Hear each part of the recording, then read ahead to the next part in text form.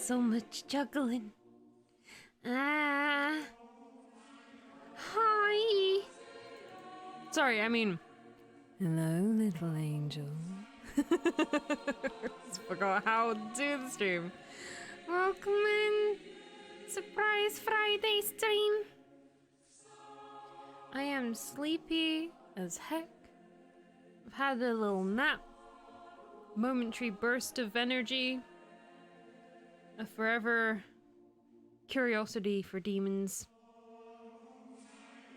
This is the first stream in a while we've not had the fan on as well, so that's nice. But I have been outside, and so the hay fever is rife, so apologies in advance. But hello, friends. Hello, angels. Hello, Heswana. Hello, Nyx. Hello to Chu. I hope you're all doing well today. And if not, hey. We'll ask a demon to help. What could go wrong? Welcome to Flirty Friday with the Void, with your host, Deathera. Can you imagine that? It's like the lady that does the opening intro for Catherine, with like the big red fro, and she's like, "Hi guys, welcome to the bar." But it's just Deathera. I'm here for that. I'm here for that. But I do hope you all are doing well. Last time, we didn't get many new endings, but we did get a new ending. But that's because we had a new beginning. Deathera finally got her first blood that wasn't us, I guess. So that's something. We've still got a fair few of these to get. I keep thinking, I'm like, we've got one romantic Cass one. We don't. It's not very romantic. It's not very romantic. Technically a Cass kill. You could argue more so a Deathera kill, that one. But yeah, Deathera, we opened a portal back home and we let some angels in accidentally, and Deathera plucked the feathers from their wings, plucked the wings from their backs, and plucked their lives from them as swiftly as they flew in. It didn't go very well. We kind of knew it wouldn't go very well. And it didn't. We were right. But indeedy doody, we have started on Cass's route. Cass being our wonderful demonic friend. Oh no, Hess, don't die. We need you, Hess. But let us know how your days have been. In the meantime, while I give a little short reminder. But yes, we have started a new story, with same characters, all same things involved. And we are now pursuing Cass, the man you saw stabbing us not moments ago. Cass being a demon, us being an angel, natural born enemies. And thank you, Hess. Hess already here for it. Appreciate it, lovely. We started our journey, seeing if we could find a way to romance Cass. We failed. So we got some helpful hints from the lovely devs. We love them to bits. And be sure to check out tomorrow. We'll hopefully host them, if not do a stream earlier and then raid them. They are having a dev stream tomorrow, which will be talking about an update coming out later this month that involves not only new CGs, not only involves an ending tracker, so my life will be slightly easier, but also new Cass routes. So, lots to be excited for, lots more to be caroused about, depending on if that floats your goat or not. Not sure about voice lines, but you never know. You never know. More support the game gets, maybe the more voice lines we can put in. You never know. We are hoping to all do a stream together at some point. If not for the chaos, then for the fun times. Thank you, Hess. But yes, keep your eyes peeled. The more support the game gets, the more we can do with it. And yes, so we are pursuing Cassius. In order to do so, we had to mostly avoid Finnan as much as we could. And we did. We learned that at the kind of point where we meet the Hall of Memory, which is where the game gets slightly easier and slightly less death-fueled, via stabbings by Cassius, we learned that Aksan was having a little break from the Yonder, going on a little trip. I believe she is back now. We realized that we were not doing so great at pursuing our interviewing methods and techniques. We have had a stern formal warning from Detheral. If we don't use the things she has given us access to, like the research hall, like her time and her resources, then we need to be less entitled to other things, and we need to watch ourselves. So we've had a formal warning from Once Bay. She's a lot scarier in this route. A lot funner to play though. And so we found ourselves a bit depressed, a bit dead, a bit afraid, and a little ill from fainting quite a lot. Thankfully, a very kind Cassius was there to catch us, kind of help nurse us back to health, much seemingly to a little Finnan's annoyance. So, we are stirring the pot a little, with us barely doing anything except for being mortal, which is bad for us. So we'll see where this goes. And what's up, Zed and Ludo? Hope y'all are doing well today. Hope y'all are having a good one. My day is going alright, thank you, Zed. I hope yours is as well. And if not, once again, we're here. We have demons. We have the Yonder. If you find yourselves in the Yonder, there is a reason for it. So, do join us as we resume our story.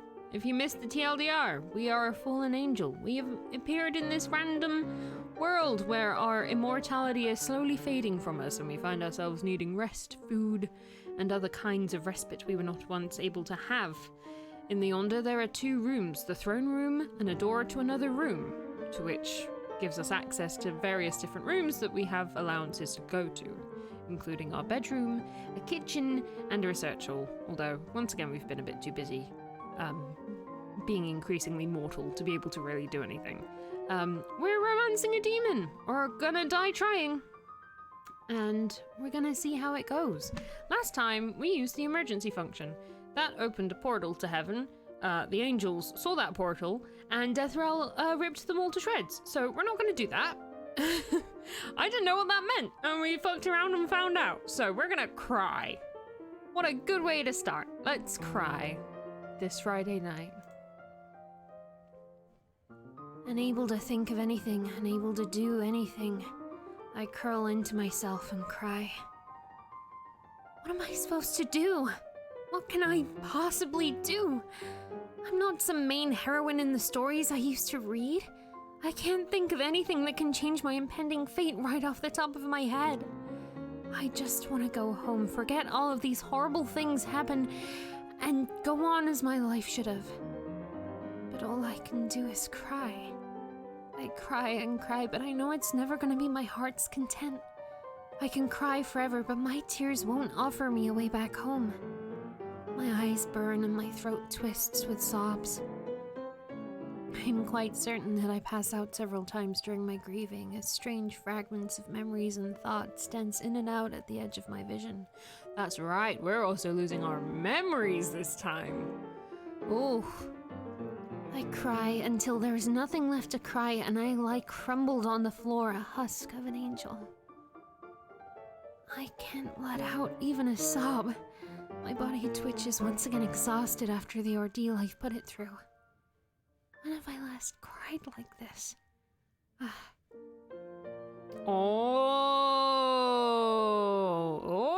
Remembering. See, this is why we need the Hall of Memory. This is a freebie. If only I was the protagonist. That's how you have protagonist energy, though. That's the true protagonist energy. It's always the side folk that feel like they're the protagonist. We are friends, aren't we? Why do I keep giving dead bitches the fucking Ni no Kuni mum voice? Like, I feel like I'm almost condemn characters by giving them that voice. Shakily, I push myself up to a sitting position, leaning back against the door. Completely different circumstances, but violently wrecked the same. Covering my face with my hands, I take breath after shaky breath. Make use of the tools given to me, huh? The purpose, of course, is to learn. All these pristine memories and experiences from vastly diverse individuals for you to explore without having to commit the deeds yourself. Who would say no to that? Knowledge is power, right? I hate Finnan. I love voicing Finnan. Fuck Finnan.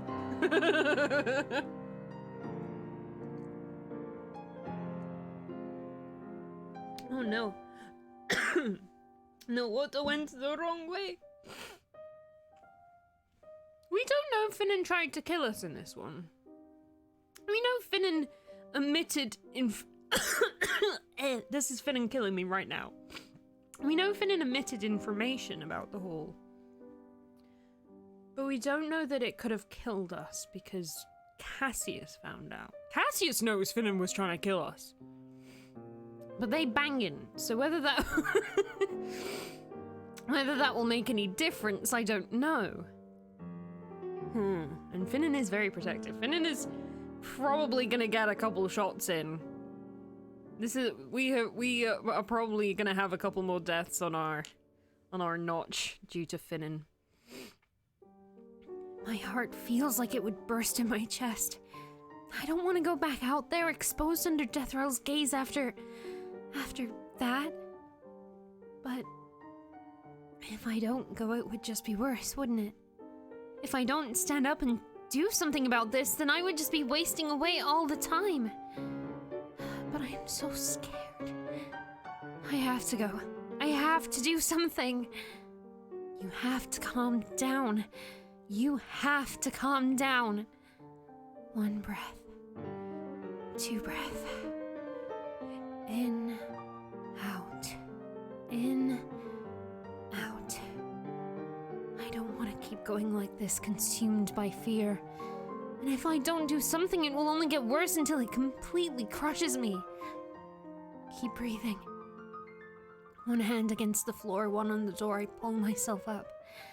Even that proves to be a challenge as trembles and fatigue continue to race through me. 1 breath in, 1 breath out. My hand shakes over the door handle. Just keep breathing. Screwing my eyes shut, I push through. In the end, Deathrell didn't give me any grief. She didn't say anything to me as I hastily bowed to her. Didn't say anything as I stumbled back through the door and into the Hall of Memory. Still, those few seconds scared me so bad I almost passed out. I thought my heart was going to stop. Good thing it didn't. The jitters of my nerves don't dissipate even after I've stumbled in through the hall. Unlike the last time, the sanctity of this hall doesn't comfort my whirling thoughts. It does mine. I'm not gonna lie. Sorry, Valis, but it's freaking chill in here. Perhaps because this time I'm alone and without a mouthy demon to distract me. Shaking my head to clear that thought away, I take a look around. There is a soft, strange hum in the air, one that makes me shudder involuntarily and my hair stand on end. Echoes of the past, foreboding and intimidating. The tomb of the living and the dead. Even though I'm by myself, I feel like I'm being watched. I have to take another breath to steady myself. So I have to put in a memory of mine first, huh? The idea makes me uncomfortable. How are the others okay with this? Swallowing dryly, I approach the pillar, bearing my name, clutching at the key in my pocket. Something nags at the back of my head, reminding me that somehow Finn neglected to tell me the most important part of how to operate the hall. Was that accidental? Or did they want to see me fumble? Why does Cassius want me to keep that a secret? Sucking in a breath, I do my best to clear those thoughts away. I have more important things to worry about right now. Like which memory to input first. We are friends, aren't we? Yeah. I can go with something like that. But perhaps something more neutral, something happier than won't remind me of what's to come after would be best right now. I don't want to be kept awake late at night, tossing and turning, wondering what happened tonight. I need to preserve my energy and avoid stressing my grace as much as possible. Right. Something happy, huh? Closing my eyes, I focus on the memory in my head and turn the key. It's been several weeks since I submitted my request. I know it's not uncommon for a response to take months to arrive, but I can't help feeling anxious. I don't expect mail often, if I even expect any mail at all. Usually that's not something I'd care about, but this is important. Right. It's only been 5 weeks, right? If it's a rejection, then I'd have been notified on my clipboard already. A sudden rustle of some other angels flying in for their mail makes me jump, banging my knuckles painfully against the metal. Sheesh, keep it together, fellas. Okay. With shaking hands, I carefully flip open the main box lid and peer inside. By the Lord, I got it! Several angels turn to shush me, but I can't bring myself to care. Hastily, I fish out my new clipboard, which comes attached with a brand new navigation device in a small envelope. To Valis, we are pleased to inform you that you have been selected as one of the Mystery Archive's newest junior scribes. Attached with this letter are your standard devices. Please find all the information required for your new role within the system. Do take care to arrive on time and report to your assigned superior as requested. Praised be the Lord. Amen. Praised be. I can't believe it. Over 2 centuries and I'm finally gonna be working at the archive. My dream is finally coming true. But... take me back to the Hall of Memory. Oh, the pain. Memory registered. Valis' available exchange. 1. There's something bitter in my mouth when the golden light dims back to blue. If only things could have stayed normal after that. Now I'm paying for my mistake, stuck in an unknown world, far away from home, far away from the Lord.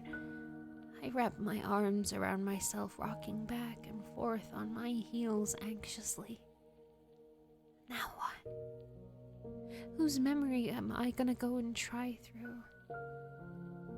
Deathrel's probably won't help me find a way home. She said she has dealt with angels, but that doesn't sound like they were angels of my world. The Hall only accepts important memories, so even if Deathrel abuses her authority and puts simple memories here, it won't be things like opening a portal. Besides, I've had enough of being scared witless by her today. Axon's probably won't be of use to me either. I don't know enough about her other than her cooking is great and that she's completely distrustful of me since the start. I can tell that she is powerful, but that doesn't guarantee me anything. Then there is Finnan's. But somehow the idea makes my skin crawl. Whatever lies beneath their smiles, I don't want to find out. I fucking do. What the fuck's your deal, Finnan? That leaves Cassius.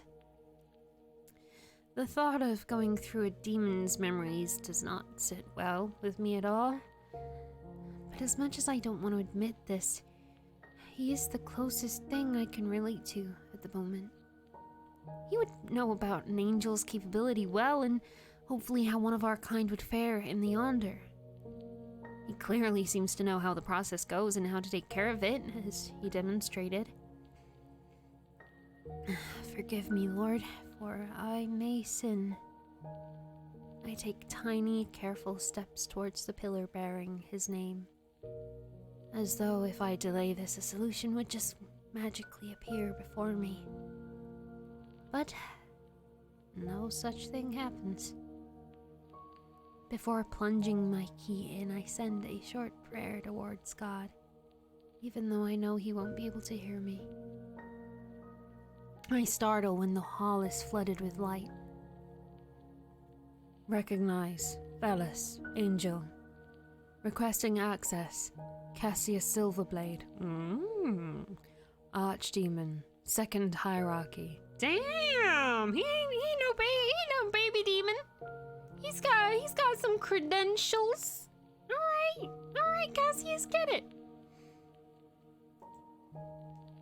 An archdemon? Cassius? Access granted. Query, memory request? Shocked, I blurt the first thing out in my head. Anything, I guess? Requesting.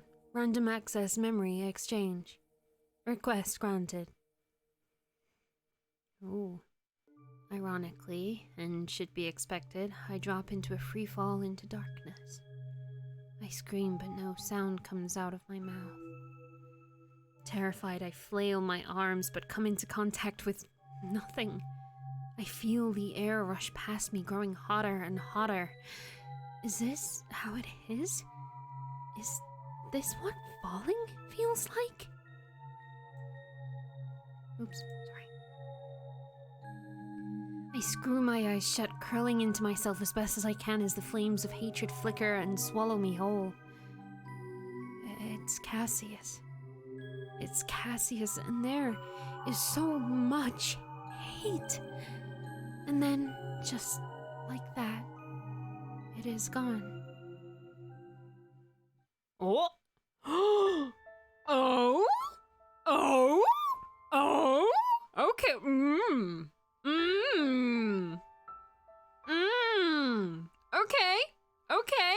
Okay. I'm here for I'm here for this. A lone figure sits upon a throne, humming absent-mindedly. Her dark hair cascades over her shoulders. Some strands spread lazily upon painted robes. One slender, milky white palm supports her pointed chin and the other taps delicately upon the armrest. White sleeves ruffle gently with her every movement. Sapphire-colored eyes are half-lidded and her full lips slightly parted in a bored smile. She is beautiful. Beautiful and oh so powerful. Ah shit, this is Cassius's voice. And she is looking at me. It takes me a moment to realize that the surge of yeah, thanks, Bellis. Bellis has got me covered. It takes me a moment to realize that the surge of emotions within me is not mine, but Cassius's. Oh, I forgot a thing, sorry. It takes me a moment to not get lost in the torrents of sudden desire. Welcome to the Yonder, young one. I hope your stay shall be pleasant. Even her voice is beautiful, light and melodic and utterly captivating. Are you the one I'm looking for? I catch myself thinking, unable to voice my thoughts. Instead, I drop to one knee, keeping my gaze downcast and my throat bared. Ancient One. Thank you for allowing me entry, Your Excellency. I know your face. You have been searching for a long time, have you not? For you to know of this lowly one, there is no greater honor than this. She hums again, bell-like, so pure yet so dark. It sends a shiver down my spine. Thrill, elation, and desire to threaten to overwhelm me, and I would like nothing more. Cassius, is that right? That would be me, Excellency. My name on her tongue is sweeter than nectar. The chime of her voice echoes deep into my chest, filling every crevice and cavity. Damn! He's down bad. He's down fucking bad. It is long. You gotta wash the top hat every now and then, you know. You desire a great many things, that I can see. Your desires are what brought you here. Tell me, young one, what are you willing to trade for all your wishes? There is no hesitation in my voice as I answer. Everything, Excellency. Everything. My. She snaps her fingers. My spine tingles as I look upon her. Gone is the beautiful maiden. The creature sitting before me is regal and glorious, made of allure, yet whispers fear and destruction. Dressed in an impeccable tuxedo, she now dons a black top hat upon her even darker hair. Imperiously, her smile widens, and instinctively I throw my head back even further, completely exposing my throat. You are quite the greedy creature. I smile at her with the most charm I can muster, even though I know it does nothing to her. I am greedy, Excellency. It's funny, you can say that I have more, much more, than any average being of my kind. But the more I have, the more I feel like I'm missing something. Oh? And what might you be missing? Or is it just that you only possess the things you do not need? A grin overtakes my features. I bare my fangs and open my arms. Please, allow me to visit the edge of all existences. Allow me to catch a glimpse of you, to peer over the abyss. From here a path I shall forge, a path that I may make all my wishes come true. And to you I shall devote all that I am in this life and the next, and every one of them after that. Mark your words. Boy. Hang on, I need some water. I need some hydration. Because that was the thirstiest thing I've ever fucking read. Oh my goodness. Ooh.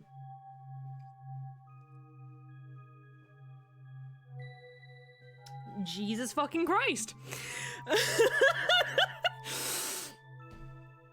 Well. We knew from another timeline that Cassius had a little bit of a crush. But fucking hell, I want to peer into the abyss so that all my wishes may come true? Bearing his fangs, throat, and wings? Excuse me? Woo! Woo! Shoutouts to Can for the good voice lines we can. we're getting a glimpse of. Oh my god. That was some loaded potatoes right there. I need to recover. Alright. The darkness takes me by surprise, but it's not unwelcome. Cassius's wild surges leave me in a rush, and I breathe out a sigh of relief. That really was... different would be too simple of a word. Ooh, spicy? That's the hottest Hot Wings episode so far! Memory exchanged. Valis' available exchange. 0. Right, Hess? I was struggling to stay in character for a while there. Holy shit. Rising from the floor where I have kneeled down during the memory. My god.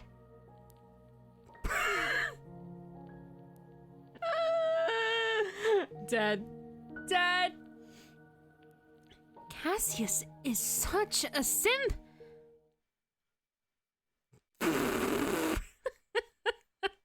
This is the memeiest timeline, and I'm here for it. I'm fortunate again to have caught Axen while she's been cooking. Though it's more like I might have caught up to her activity pattern here. She has graciously allowed me to have some of her food again, though she has left before I finish my meal.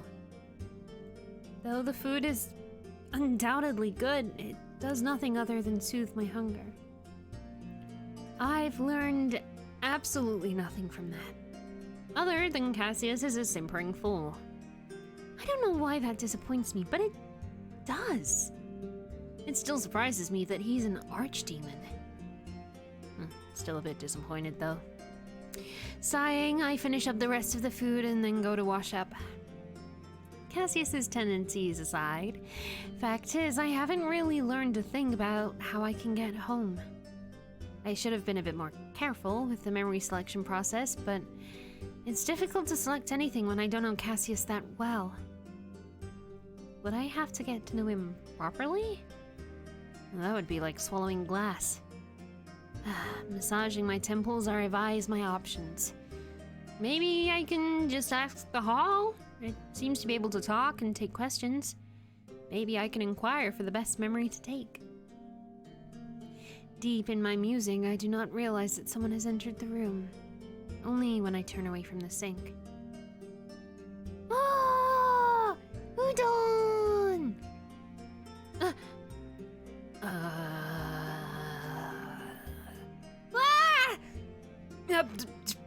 Please don't be scared. Ah! Where did you come from? Why are you so quiet? At my outburst, the Naga shrinks to himself, almost flat to the floor, and is eyeing the door nervously. Did I scare him? I mean, we're kind of yelling a little bit. Just a little bit. Udon, right? Yes? Hi! We've met before, actually. I'm Velis. Nice to meet you. Udon's tail lashes nervously. For a long moment, we just stare at each other in awkward silence. Nice to meet you. Sorry, I didn't mean to scare you back there. I didn't mean to scare you either. Let's start again. Right, can I help you with something?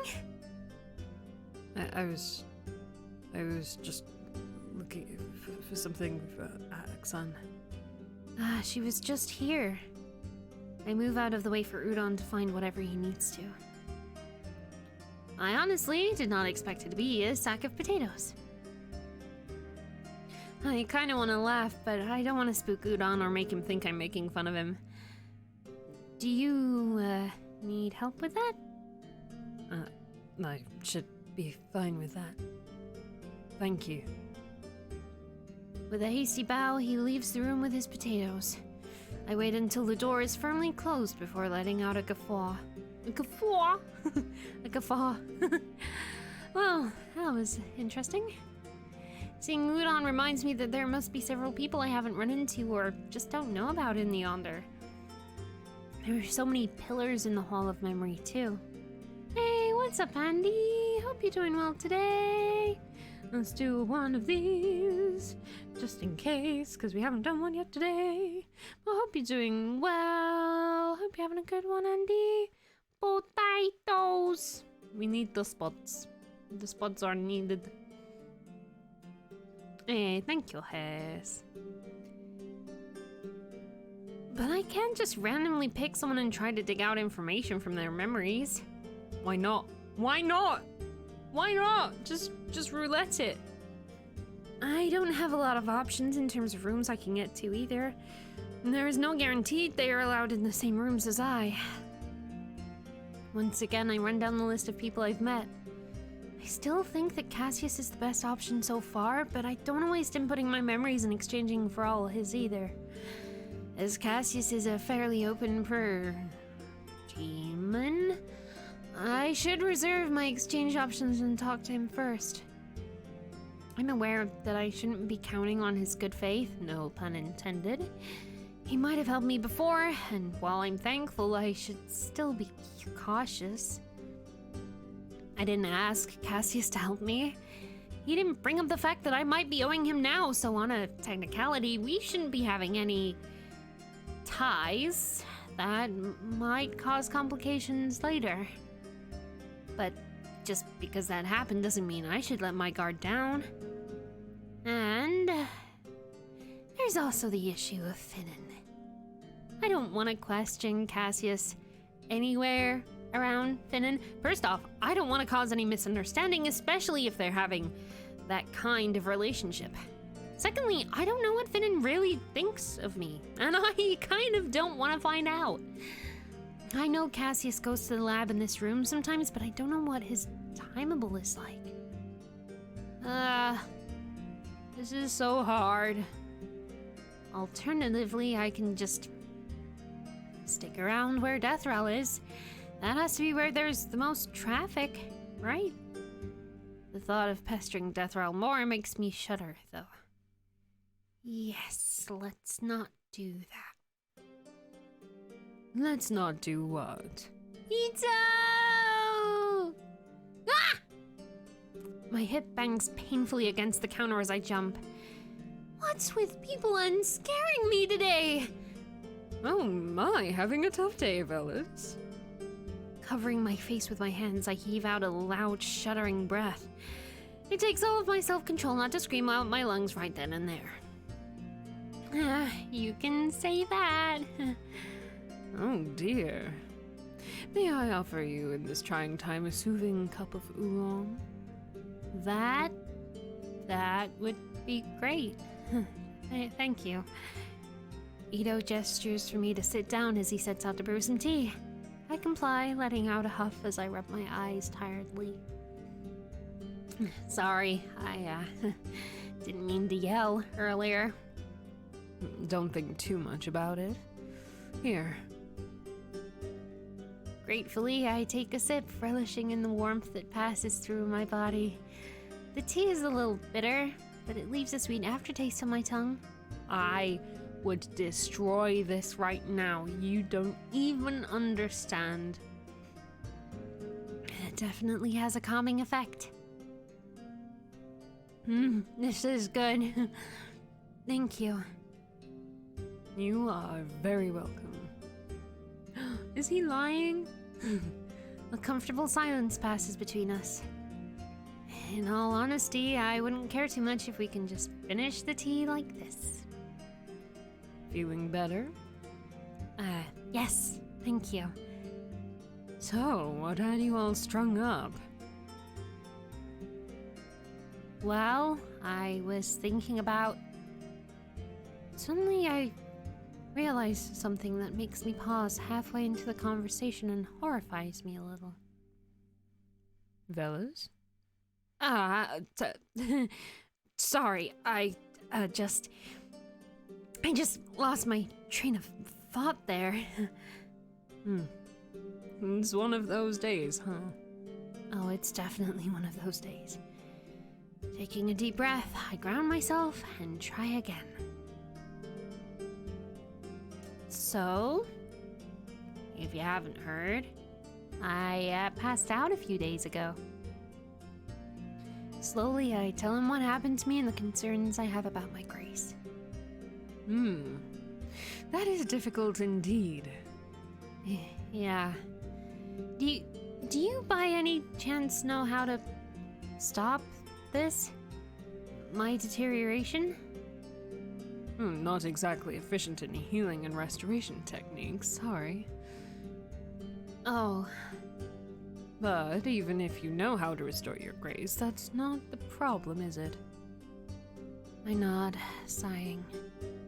I don't suppose you might know what would happen if I could go home right now. Do you? Well, can you?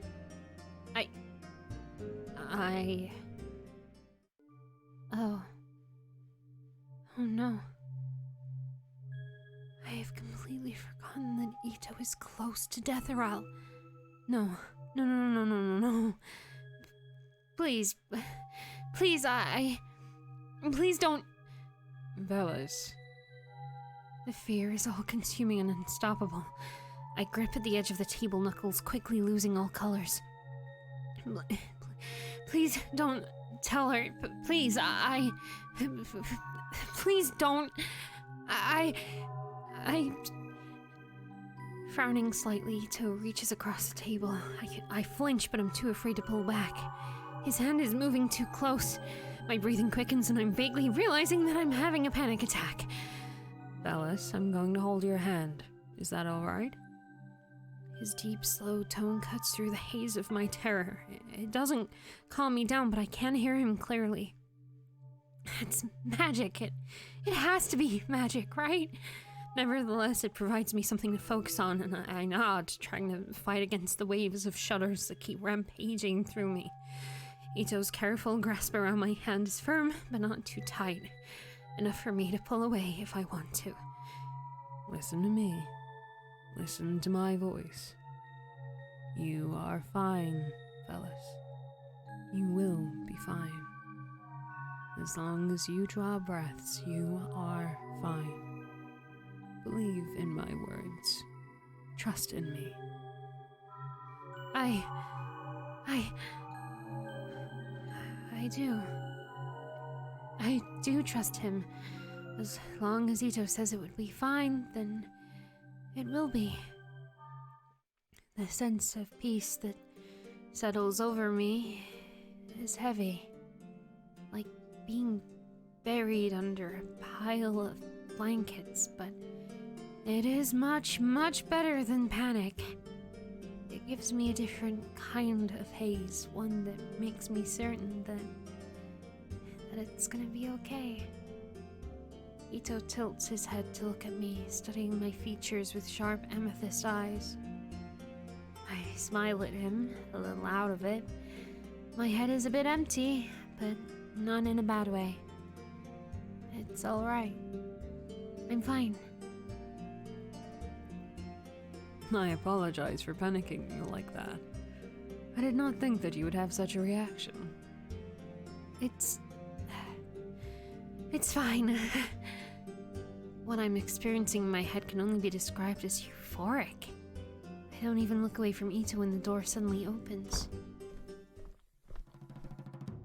Oh, we've got... Oh no! Oh no!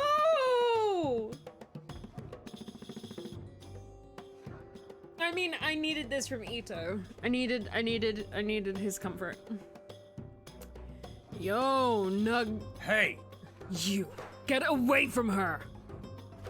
Suddenly, I'm being yanked away from Ito's grasp. I blink up at Cassius, confused, but can't be bothered to care why he's holding me away from Ito.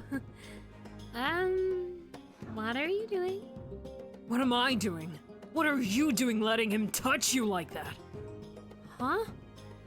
Why are you being so loud? You are overreacting, Cassie. We were just having tea when you so rudely barged in. That's clearly. We really were. Why are you so bothered? You.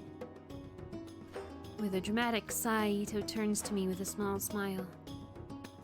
Don't you worry about it, fellas. DU won't do anything to you. Okay, Ito. Cassius slaps his hands over my ears. Hey! Don't listen to him! Truly, Cassie, your manners are so unseemly. Very well. I shall take my leave. It has been nice speaking to you, fellas. Bye, Ito. Oh no. Oh no. Don't make me feel bad about Ito now. Don't be doing this. Before he disappears through the door, Ito winks at Cassius over his shoulder. Almost immediately, it snaps back to me what Cassius is doing. Angrily, I shove him away. What are you doing? Unhand me! Cassius goes easily, taking several steps back. Are you really that stupid? You really have no sense of self-preservation, huh? What? I wasn't expecting a burly brute to crash in and yank me around. What's your problem? You're not strong enough to keep pushing your luck. The problem is, Ito is dangerous and you shouldn't trust him. Oh, please, said the demon that has been antagonizing me since day one. Ito was helping me through a panic attack. Yes, the magic he used to help me was kind of strange, but it definitely worked. But now I'm at the verge of having a fit over this stupid demon. Cassius snarls at me and looks like he's about to say something scathing, but straightens himself up instead. And why were you having a panic attack around him in the first place? That's none of your business. Are you really that stupid? Why are you so fucking stubborn? I'm trying to help you here. Gritting his teeth, Cassius shoves his hands into his pockets and speaks in a very controlled voice. All I'm saying is, don't trust what he says. Oh, this bloody imp! Oh, I'm bringing up venom. We're in the heat of the moment. The heat of the moment. Oh, shut it! Don't pretend like you care for my well-being when you're gallivanting around with someone who neglected to tell me what the most important thing to do in the freaking Hall of Memory is! You... Sensing his hesitation, I know I've hit a nerve. With an anger-fueled boldness, I step forward, pointing at his face. Every time we've run into each other, they've been passive-aggressively looking down on me. Call me far-fetching all you want, but that's the vibe I'm getting. Meanwhile, Ito has always been nice to me, and you've ruined 2 conversations we've had already. 2! I don't know what kind of history you two have, but leave me out of that. But he... I've told you. I don't want to hear it from you. Whatever. I'm leaving. Ha! He's taken, you know. Vulgar, stupid demon. I want to make a mixtape out of all the stupid demons. all the stupid demons. Stupid demon.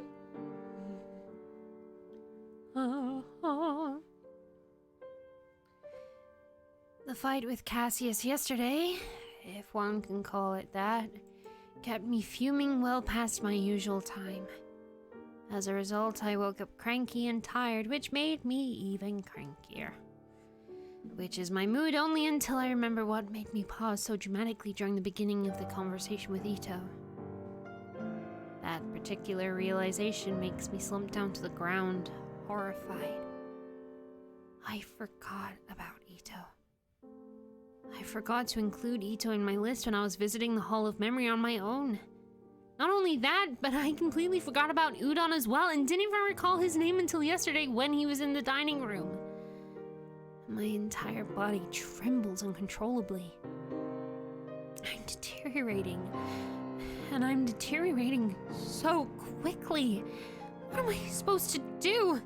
Not only am I gaining so many mortal traits, I'm losing my memories too? But I'm nowhere near close to getting anything done. I'm not doing... I can't be. My breaths start picking up at an alarming rate, and I know I'm gonna have another attack. Listen to me. Listen to my voice. You are fine, fellas. You will be fine. As long as you draw breaths, you are fine. Believe in my words. Trust me. Swallowing dryly, I clench my fists and repeat Ito's words in my head like a mantra. Though not as fast as he has helped me, my building anxiety subsides and I'm left sitting on the floor, shivering but not at the verge of a meltdown. I try as calmly as I can to think about how I can prevent this. There is a solution, of course, but it wouldn't work with the smaller details. Taking a deep breath, I scour my brain. Deathroll told me to make use of the tools given to me. Maybe I'm not looking at this the right way.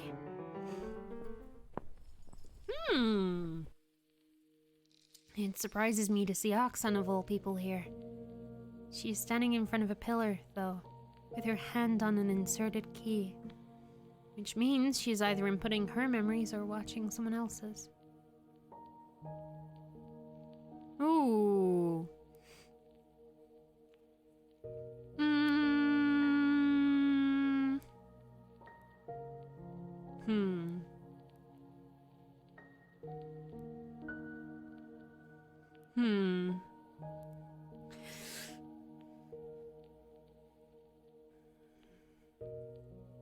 Because the thing is, if she's putting something into her own,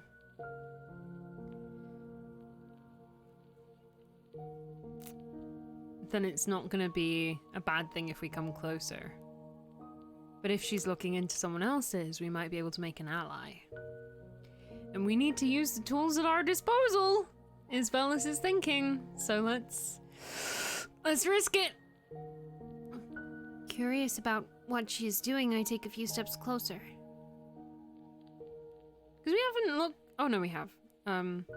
Shit. I try my best to keep my distance, not wanting to disturb her, but also wanting to know whose pillar she's using. If I can just take a little peek... The sudden light startles me. I have to bite down on my lip to not let out a yelp. Memory reviewed. A Crunchies available exchange. 54. 54! 54! 54! We thought 7 was a lot! Excuse me? A Crunchy? Is that you, girl? That's a beautiful name, by the way. But, like, what the fuck? Angel? I freeze, just 2-3 steps away from her, and offer my most helpless smile. Hi. Get away from me. I, of course, backtrack very quickly, mindful of the golden arm lest she decides to throttle me. The wondering queen looks me up and down with an assessing, almost condescending gaze. I resist the urge to shift uncomfortably from one foot to the other, not wanting to provoke her into an attack. I heard you caused quite a commotion yesterday. I what? Wait, that? I didn't cause it! Cassius was the one to yank me around! Oxon blinks. I blink back. Then it slowly dawns on me that what I'm thinking about might not be what she was talking about. Oh! Udon! Right, And what did Cassius do this time? Seeing her exasperated look, I swallow back my fumbling apologies. I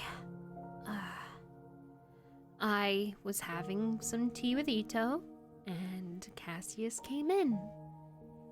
He basically broke up the conversation in a very aggressive way. Mari's 5,000 eyes, not again. What? Oxon sucks in a deep breath, clearly trying to rein in her temper. You and Ito were having a conversation? Hesitantly, I nod. And Cassius just came in and butted into it. Yes. I don't know, it felt like a misunderstanding of sorts, considering what Cassius said at the end, but Ito was helping me through a panic attack and he was holding my hand through it. Cassius walked in and saw us and went ballistic. A panic attack? Mm-hmm. Anyhow, I was going to ask yesterday, but you do not look well. Yes. You haven't recovered from what happened almost a week ago, have you? Feeling a sense of trepidation overtaking me, I mutely shake my head. An uncomfortable silence stretches over us, made even more eerie by the disembodied humming of this place. I can feel Axon's eyes on me, heavy and knowing. You cannot go home, can you? And that... oh, that hurts. I want to lie, but I don't want any sin to weigh on my already fragile grace. So I look at Axon and smile a very miserable smile. At this rate, everyone probably has already known. Is it that obvious? I kind of want to joke about her, how her wariness of me has been for naught, but nothing really comes out of my mouth. And honestly, that would just hurt me more anyway. This is rather interesting, actually. Axon glances at the pillar beside her, a calculative look in her eyes. But she quickly frowns, muttering something under her breath that I can't quite catch. Something about conditions not met and not yet. Are you trying to preserve your grace? Well, I don't know if trying is a good word for it. I still don't know how to do that. Or, I don't suppose you do? I am better at removing grace from an angel rather than preserving it. There is, however, something I can do, but that would bind you to me for eternity. Would you care to try? No, thank you.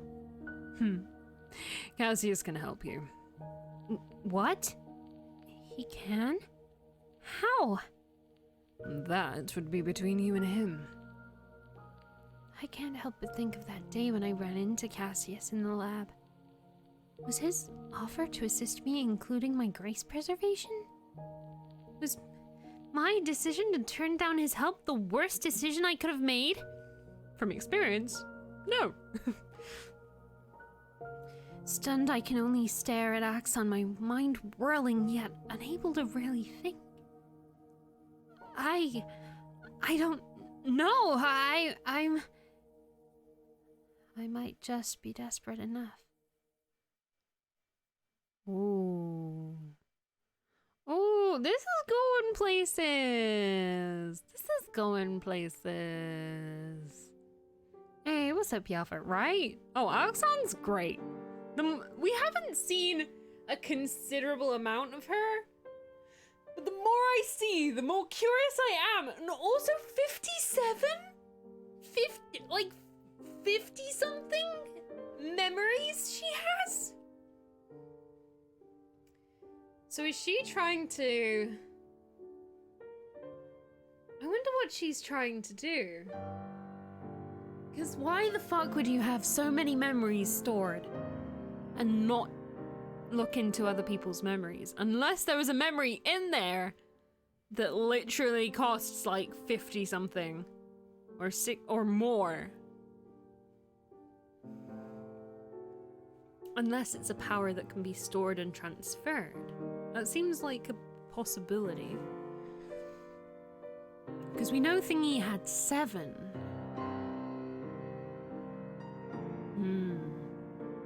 I will never forget you. Memory deleted. We can't. There is an option to delete your memories. We're just losing ours just because we're very slowly falling from grace, but that is an option you can do. So I'm wondering what path, if we'll get that option. Knowledge is power, I guess. I mean, knowledge can save you. We know that much. We know the knowledge of how the whole of a memory works can stop us from dying. Because fucking Finnan trying to kill us. You know? That's how our very first playthrough ended. Was we got fucking murked by Finnan, technically. We didn't know that at the time. We just thought we died from natural causes or something. You wouldn't lose so many memories if you put them back in the same place after you used them. That's what I'm wondering. I'm wondering if maybe Arksan put in her memories and then erased her memories. So she could view them again after, but I'm not sure if the deletion process deletes them from your mind or deletes them from the actual whole. Fake memories, I wouldn't allow fake memories, they have to be real. And they have to be potent enough as well. I mean, knowing how the dagger works, hey, I'm an archangel, yeah, right? That's very true, yeah. Very, very true. We killed an archdemon, makes sense. You wouldn't lose so many memories of... Yeah, that's what I'm wondering. If we put... Oh. Sorry, I just got your joke, Cluedo. I took it like way too contextually. I guess. That's good, that's good. Where did I put my memory? It was right there. Amnesia is like someone putting files into the recycle bin and then restoring them when they realize, crap, that file's important. Yeah, very much. So subconsciously happening. You'd have to convince yourself by changing your own memory to have fake memories. But even then, I don't think the Yonder would accept them. I am curious about how the Wall of Memory works. That's why we avoided it so big the first time, because I was just like, that's suspicious. I don't trust that as far as I can throw it. And we almost got the best ending for it that we have at least encountered. I don't know if we've missed a death roll ending, but... Oh no! My memory is broken! In the end, I didn't manage to do much yesterday. In a dazed state, I submitted a memory of an award I got back when I was still in Heaven's nursery. The innocent joy and cheer of that particular memory managed to bring my mood up for exactly 1 minute before reality came crashing in. What in the 7 heavens am I going to do? Who would have thought that one creature that is the polar opposite of me is the only one who can help me? Well, I did, but not to this degree. I pace around my room feeling extra anxious, tired, and scared. And thank you, Hez. In my mindless pacing and absolute sleep-deprived state, I stubbed my toe against the bed. Hard. Ow! Ow, ow, ow! Hobbling, I grabbed my foot and stared dumbly at the cut. It's not healing. Now that fear is shoved away every other feeling, I slip on my socks and barely remember my shoes before stumbling outside. If I stay in here any longer, I'm gonna lose my mind. Oh, she stubbed her toe that bad. Oh, Jesus fucking Christ. This is not what you need. This is the open a door and find out version of a stubbed toe. I'm in a character creator right now, and someone who knows how to do makeup suggests me a good eyeshadow color that goes well with red hair. Depending on the vibe of the character, bronze is really nice. If you're going something more colorful and contrasty, red and like turquoises go well together. If it's like a coral red. Otherwise, just like a classic smoky gray, smoky brown. Always a good look. What game are you playing? I mean, real memories rewrite themselves every time you access them. You used to listen to science shows about the brain on the way home due timing when the shows were on. Yeah. It's memories are an interesting thing. If you set yourself to wake up at a certain time, your body will train yourself to wake up anchor earlier than that. Yeah. Yeah. It does that. Oh yeah, Hes got the red hair. Hes with the red hair. Purple, black, and brown. Yeah, Hess's eye makeup is the shit. So yeah, don't listen to me. Fucking dirty blonde biche. I need to get my hair colored again. I've enjoyed its natural stage of dirty blonde. I need to do something. I'd be tempted by red, is the thing, but I'm not sure if I'm brave enough. Of course, everything has to go against me today.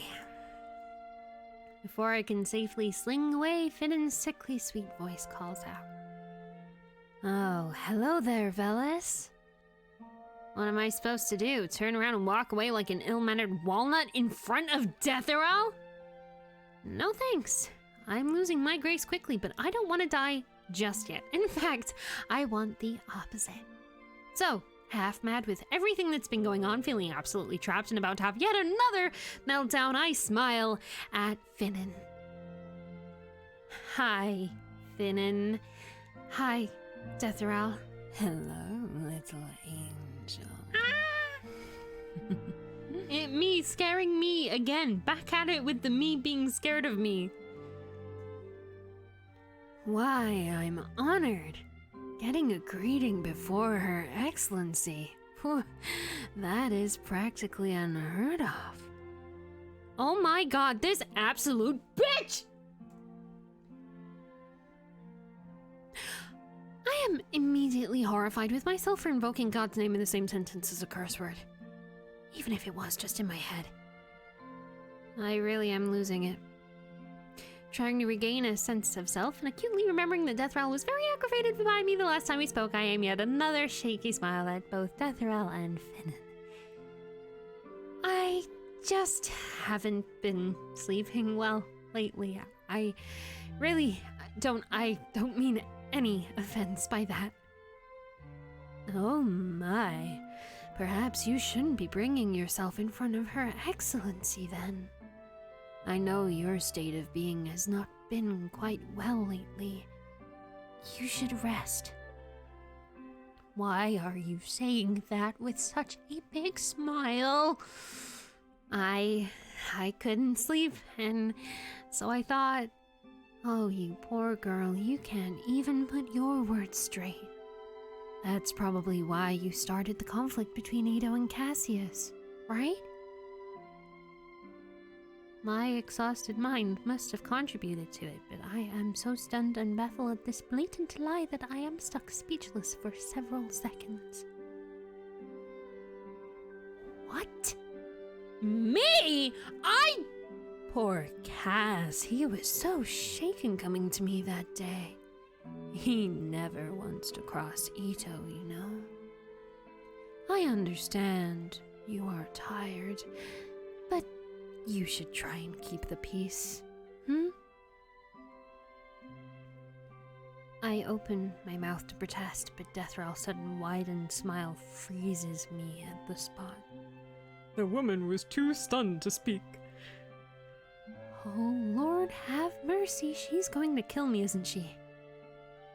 However, Dethral isn't looking at me. She's looking at Finnen dead in the eyes. So small. Excuse me? What are you talking about, Excellency? You. Once again stunned, I barely managed to move out of the way as Finnen storms past me and through the door, slamming it loudly behind them. Slowly, very slowly, I turn to look at Deathera. Oh my god. That was awesome. Scary, but awesome. I was waiting for you to blow your lid off, but alas, I was disappointed. Honestly, I was more scared of you that you might just throw me out into the abyss if I start yelling at Finnan. That was great, though. Thanks for, shutting them up. I would rather not hear blatant lies spewing about my little brother. Besides, watching clumsily threading deceit. How to put this? Is beneath me. This time her sharp eyes land meaningfully on me.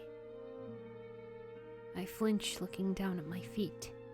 Fear and guilt battle for dominance within me, rendering me speechless. What kind of idiocy am I playing here? Of course she knows. Even I know that she knows. I shouldn't have delayed this. This is just bad now. To be honest, Death Roll would probably make it quicker than this maddening descent. I'm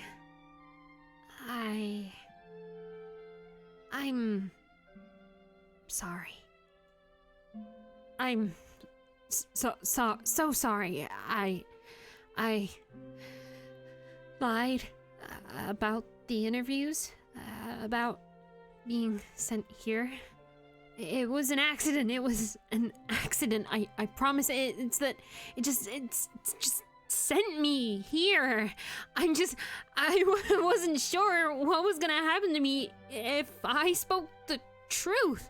I've taken advantage of your hospitality, yet I continued to ask for more, and I'm so sorry. Deathrattle doesn't say anything for a while. The stretching silence makes anxiety rear its ugly head, and I can feel the panic fast approaching. Oh God, please don't let me crumble before her. You have a good heart. You really are soft-hearted. Welcome on in, Scar. Hope you're doing well today. Her gentle, chiming voice cuts through the haze of my despair, much like Ito's did. I blink up at her, frozen where I stand, tears still rolling down my cheeks.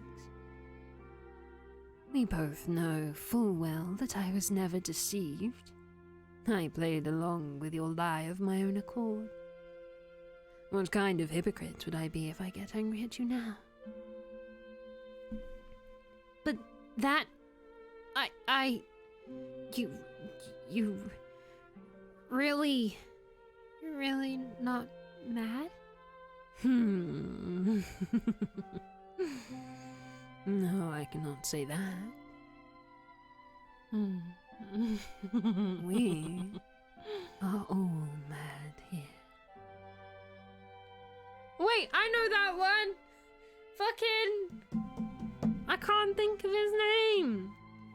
The fucking dude! What's up, Nay? What's up, Scarm? I hope y'all are doing well. I need a minute. I don't like being on this side of Death Row. She could kill me and I'm scared of me. Her. Us. Yeah, it's Alice, isn't it? I can't. Who the fuck wrote it? I keep saying A.A. Milne, but that's not it. That's the guy who, like, wrote the fucking... Or drew Winnie the Pooh. Wrote Winnie the Pooh. How are you doing, Nay? Nay! He's such a simp!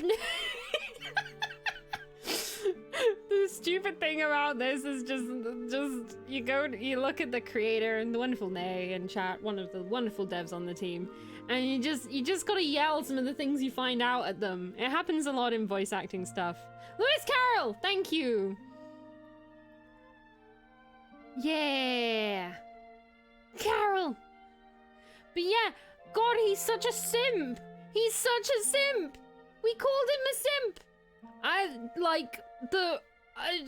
have never had to voice act with myself in such a horny room before. It was very peculiar. And Finnan, she just fucking was like, nope, don't lie to me, little bitch. Oh my god, iconic. I love this route a lot already. But how are you doing, lovely? I do hope you're doing well. And again, be sure to check out their streams tomorrow. They will be doing a dev stream at 11 p.m. UK time, which is like,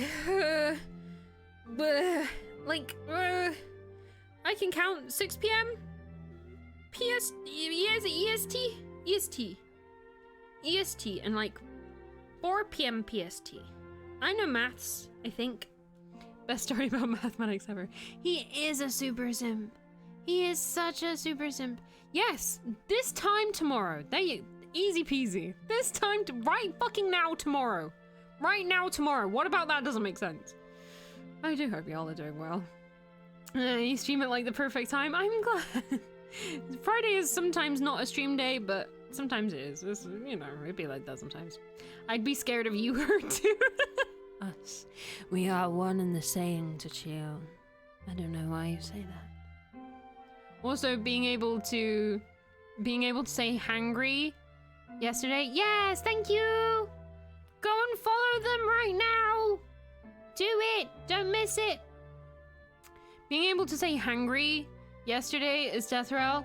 Like, not only was it the best experience of my life, but also, if you want me to record that line to put in the game, I will do so. Just let me know, okay? Because I would be fine with that.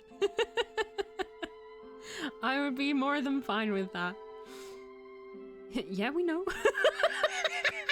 What do you mean? Am I that evil? I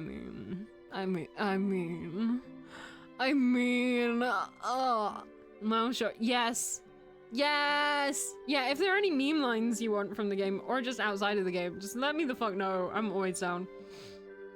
Just mean the time. Yay! That's good. We here for the comfy chaos. That's what we're here for. Yeah, fucking, it's like that Game Grumps meme. Just like, fucking Mark Zuckerberg, fucking Facebook twins, motherfucker, court and shit. It's like, Jesse Eisenberg. It's me trying to come up with Lewis Carroll. Oh my goodness. I mean, we are in the abyss. Hell is not an inaccurate statement. I'm here. And they coming in so ominous. Have you ever had a dream that Have you ever had a dream, little angel, that you when you did so you did? Deathrail, no disrespect. I don't know what the fuck that means. Deathrail, respectfully, let me kiss them lips more. Let's go full simp. Let's gone full simp. We lost her. We've lost her to the abyss. We've got one victim. Yes. I am too stunned to speak. The woman was too stunned to speak. Oh, you're vibing with the turquoise? Sweet. Did I miss what game you were playing? Let us know, Ludo. Imagine being scared of your own scream. Yep, it happens. It happens. Hi. Keep your eyes peeled. We've got some fun stuff coming out that I'm in soon. Ah! Alright, I'm caught up. It's still good.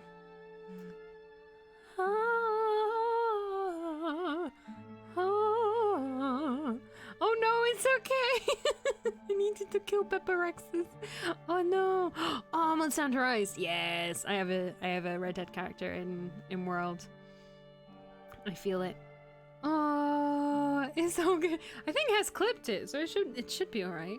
But we're here for Flirty Friday. I wish it could be a weekly thing, but I can't guarantee it. But every day is Flirty Friday. All right, let's get back into it. Back in the moment of tension. Gawking at her, I can practically feel the gears of my brain clicking together. Oh, heavens. This is Wonderland and I'm Alice. Well, that means I kind of play the Red Queen in 2 universes. I'm down with that. That brings out a sharp, amused chuckle from Deathrow.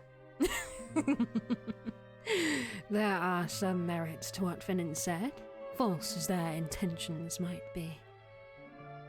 You need rest. Well, yes, but There's Wrong voice. Damn it, I was so ready. there's no time. Well then, do what you must. It's as clear of a dismissal as any, so I bow jerkily and turn to the door. Like Tethril said, I need to make use of what I have. Since I have tried the Hall of Memory and knowing that I need more information about others before I can really utilize it, I turn to the research hall. Maybe I missed something while I've been so focused on what I need to do for the equipment. There are plenty of resources there that I haven't been able to look through yet. Oh yeah! Every time I forget to turn the fucking counter on, and every fucking time it gets me. I'm also trying to put together a mixtape of every time I say stupid demon. I've just got to remember to do it. What the hell?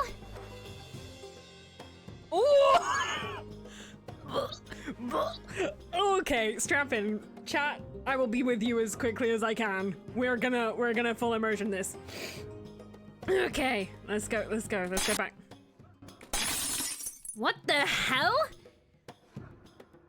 The lab is trashed. Well, more like Finnan is trashing the lab, and it's doing its best to irritate them further. The delicate stand of test tubes they just hurled to the floor is very serenely floating back up while piecing itself back together. Finnan lets out a scream that is frankly impressive mix of a boiling kettle and screeching harpy. At Cassius.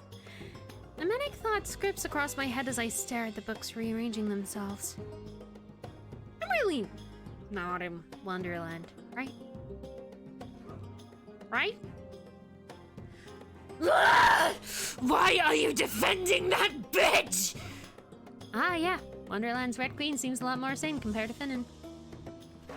Finny, calm yourself. That's very Finnan hisses sharply, jabbing a finger at Cassius's chest hard enough to leave a red mark. He takes a step back, surprisingly meek before Finnan's verbal onslaught. She is clearly mocking me. She shamed me in front of that inferior creature. She shamed me, and now she's refusing my rights to express my anger. Your rights to express your anger shouldn't include vandalism. Of course, and for some reasons incomprehensible to me, Cassius chooses to speak softly to this maniac. Come now, babe. I'm sure Her Excellency didn't mean that. Besides, you know the lab repairs itself. His words are cut off as a glass bottle misses his head by a millimeter. It explodes against the wall behind Cassius, spreading a yellow viscous liquid that starts sizzling and melting everything it touches. What the... Shut up! Shut up! Shut up! Shut up! Shut up! Suddenly, every container with the liquid in the lab begins shaking. Glass jars and test tubes begin trembling as though in fear of Finnan, the alchemical ingredients swirling dangerously. Finnan is gonna hurt Cassius for real like this. Oh no! Oh no! Oh no!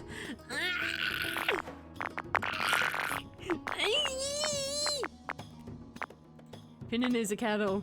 Yeah, they might do. They are certainly boiling. We gotta protect. If this continues to escalate, there's no telling what's gonna happen next.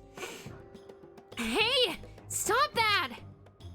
I almost immediately regret what I just did when Finnan whirls around and glares at me venomously. But the surprisingly resigned look on Cassius's face stokes my anger. Larged even my ass. Oh no! Not that! Not that! That is not it! That is not it! This is not the look! This is not the vibe! This fails? This fails the vibe check. I am frightened! Okay, let's go. Oh god! There is something that shifts all over Finnan. Like a cold wave that has washed over them, the glow that their entire being always emits, dulls. It's almost as though there is now a sheen of ice casting over them, yet does nothing to cover the raging currents underneath. Oh, look! It's Phyllis! Your cute little nugget. Fear surges up within me, and I can see it reflecting in Cassius's eyes. Finnan, please, she's not. Not what? Not your cute little side whore. That is so outrageous that the fear subsides for a moment, replaced by absolute incredulity. Excuse me, what? Oh, denying it now? Stay out of this, Nugget. This is too dangerous for you. Of course, that is the wrong thing to say. There is a single second, no, half a second, of tense, terrible silence when all of us just stare at each other. And just like that, Finnan snaps. The glow rushes back to them. The thing that I once thought was ethereal and beautiful is now horrifying and probably is going to be my doom. Stop defending her! With a loud, ominous, and simultaneous chime, every bottle containing liquid in the room comes hurling towards me. I can't even dodge. I can't even cry out.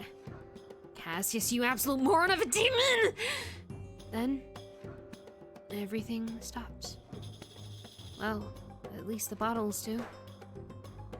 I see Cassius make an aborted movement forward, though I'm not exactly sure if he was reaching for me or for Finnan. Huh.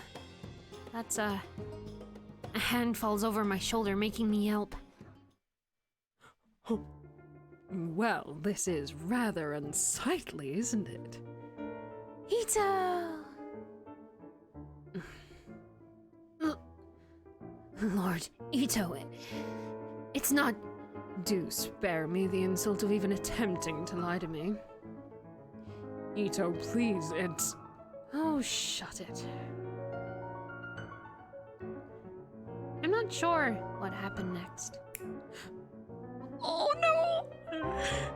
Ito snaps his fingers. Suddenly, numerous purple threads appear out of nowhere, snagging and pulling both Finnan and Cassius apart. They restrain Cassius against the wall, while Finnan is suspended in the air. It's... morbid. What? Ito, what's... In the background, Cassius is screaming, struggling against his restraints to no avail. Finnan, terror written all over their features, doesn't let out a sound. Or maybe they can't let out a sound. I apologize, fellas, that you have to see this. But a violation of the one spoken rule in the Yonder is a no-no. It is then I realize the threads are connected to the rings Ito is wearing. I understand what is about to happen just before he curls his hand into a fist. The threads sink into Finnan's flesh without any resistance. I don't think I will ever forget the agonizing scream Cassius lets out. I don't think I will ever forget the image of Finnan's body cut into neat yet uneven chunks splattering to the ground. The threads holding Cassius disappear. He rushes forwards but falls to the ground immediately as he tries to gather up Finnan's remains. But just as quickly as he got there, Finnan's pieces begin evaporating. I slump to the ground in so much shock that I don't even know what to feel. I don't even realize that Ito is left.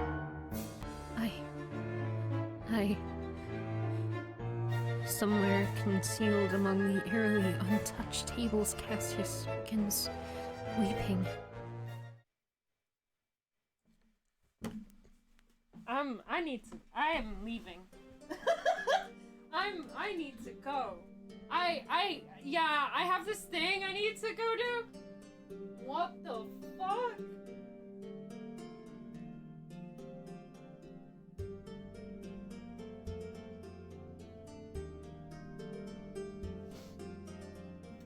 even?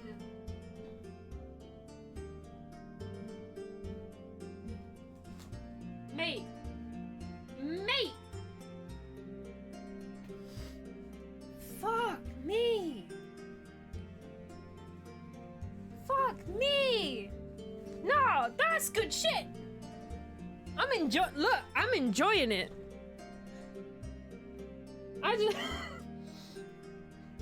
I just needed to lean on something. I needed to stand and lean on something. Is this where I think it is? 'Cause I need it right now. Please tell me it is. It is. Sweet. It's put away in my drawer.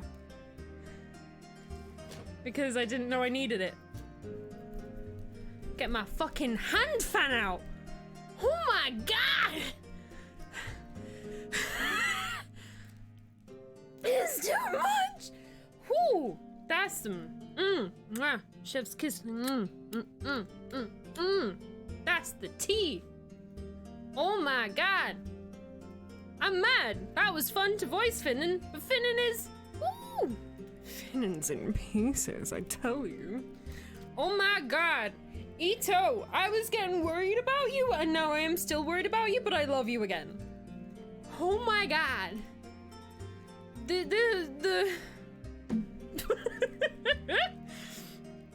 Yo, I've been thinking, if this ever became an animated series or something, like, I can picture so much of this so vividly in my head. Like, I just, the theater, the art itself, and then the theater of the mind, and everything it evokes, like I can't deal, I can't deal with it. It's so good. I'm in this as well. It's nuts. I'm a die. I need to turn the fan back on. Fuck that shit. Need the electricity fan. But also the hand fan for extra drama for Ito. Oh my god. Just. The sun is a lucky fucker. That's all I'm gonna say. Holy shit.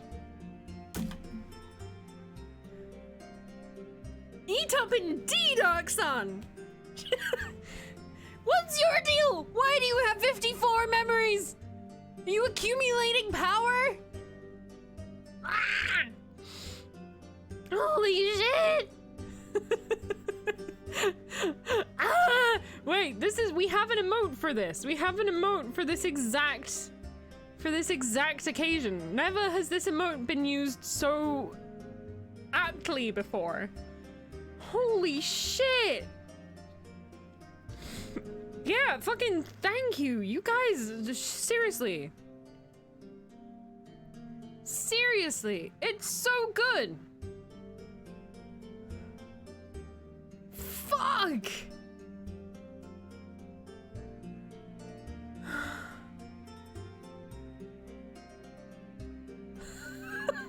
I love the drums of chaos. Into babe, let me give you a kiss, ma. Damn indeed. Damn Daniel. That's about as much as can be said.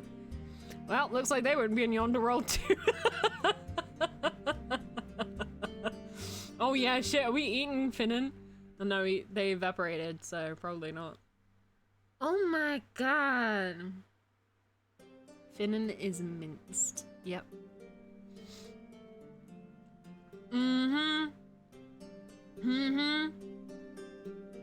One of the games I keep thinking of when I play this is Corpse Party, but just for like the theater of the mind with a lot of the aggressive stuff.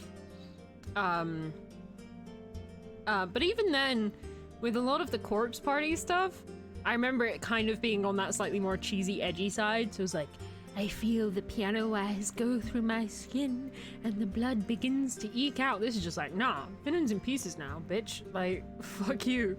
And that scene specifically reminded me of like the piano wire death. So just straight through. This one's for Hess. Smooth like butter, you know, just Sorry if I've tainted that song for you, Hess, now. Just anytime you hear it, you're just gonna see Finn just like falling to pieces. Fucking hell! Fucking hell.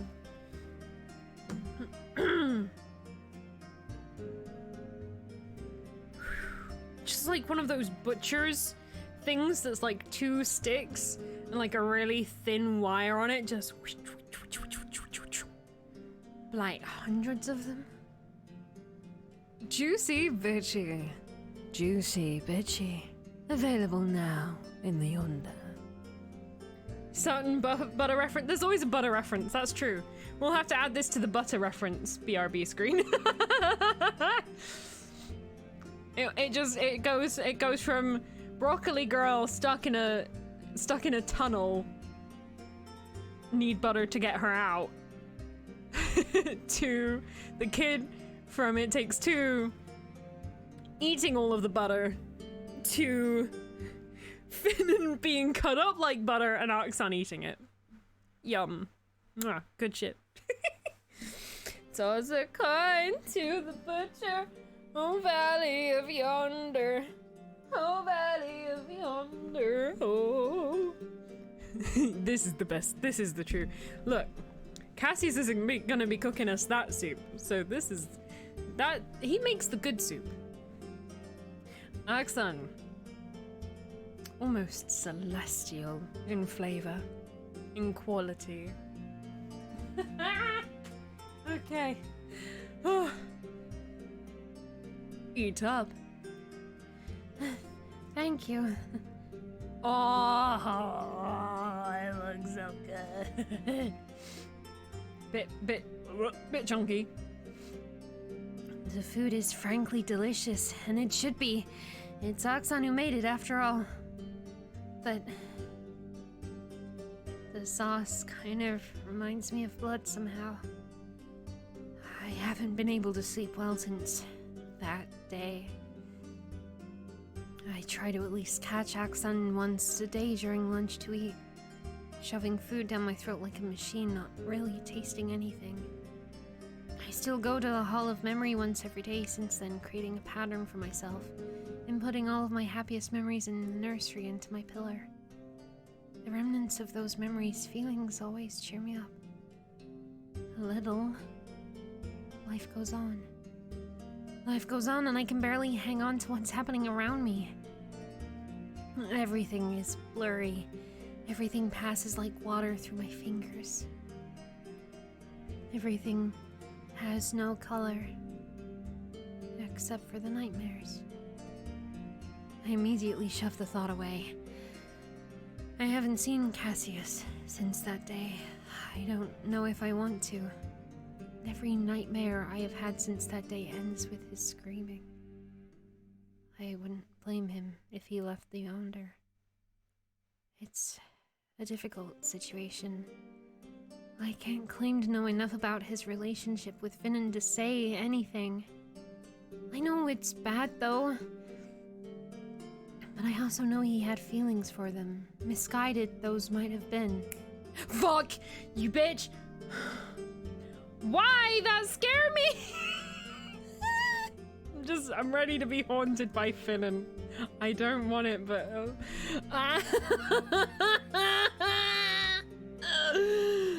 Oh, I hated you. I hated you. Oh. Out of curiosity, I was gonna wait for a good moment, but now I'm fucking just on edge. Okay. Still kind of there. Okay. Okay. Oh, okay. Okay. Okay. Okay. That hasn't really gone anywhere. Hey! No less friends now that Finnan's dead. So, you know. Hey, Angel. Sorry.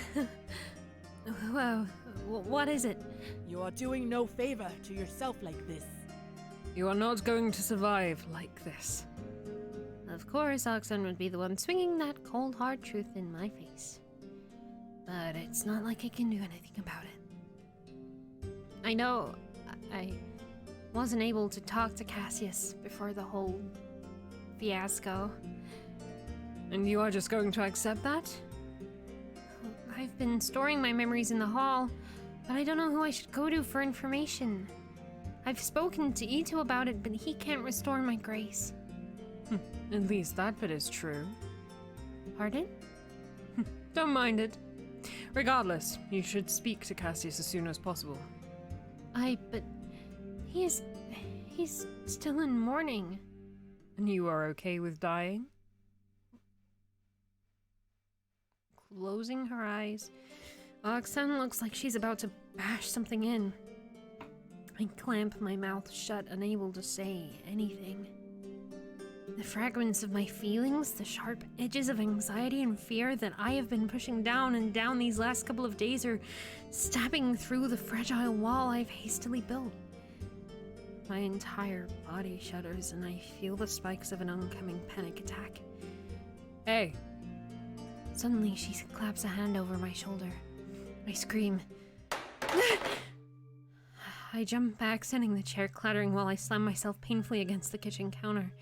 The pain sends my fear and anxiety beyond its peak. My carefully packed away emotions since that day explode out mercilessly, consuming my paper-thin facade.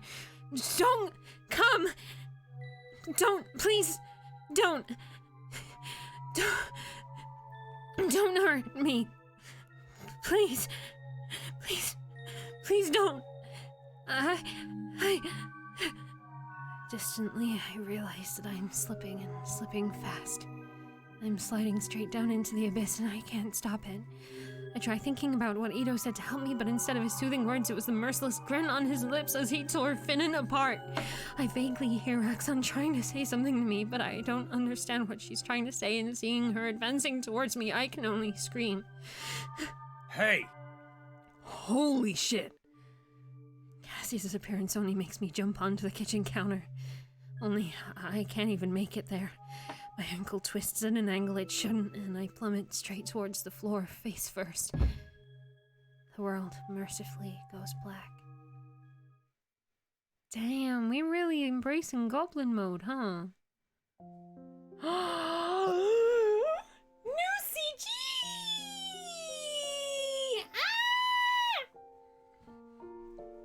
Oh, Velas and I, more similar than I would like to admit. We're very similar. I wake up to a honeyed golden light. It's so green. A sob rips out my throat as I feel the warmth on my skin. I died. I definitely died. Definitely dead. But I can't bring myself to care. I've missed this. I've missed this so much. The warmth against my skin is undeniable, and the verdant green at the edge of my vision is so vivid. Did I get sent back to heavens? My heavens? Please, Lord, let it be so. Of course, it is then that something that should never exist in my heavens enters the edge of my vision. Blinking, I slowly sit up. A soft blanket slides off me, pulling in my lap as I take in my surroundings. Nugget. Alive. I thought I was having a very pleasant dream until you showed up. Cassius throws his head back and laughs. Alive, all right. Yeah. Glad to see you're alive, too. How polite. Am I going to be treated to a famous angel greeting package? What now?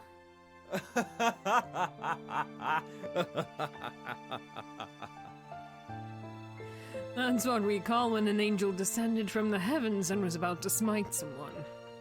Very polite, that lot. I'm not gonna smite you.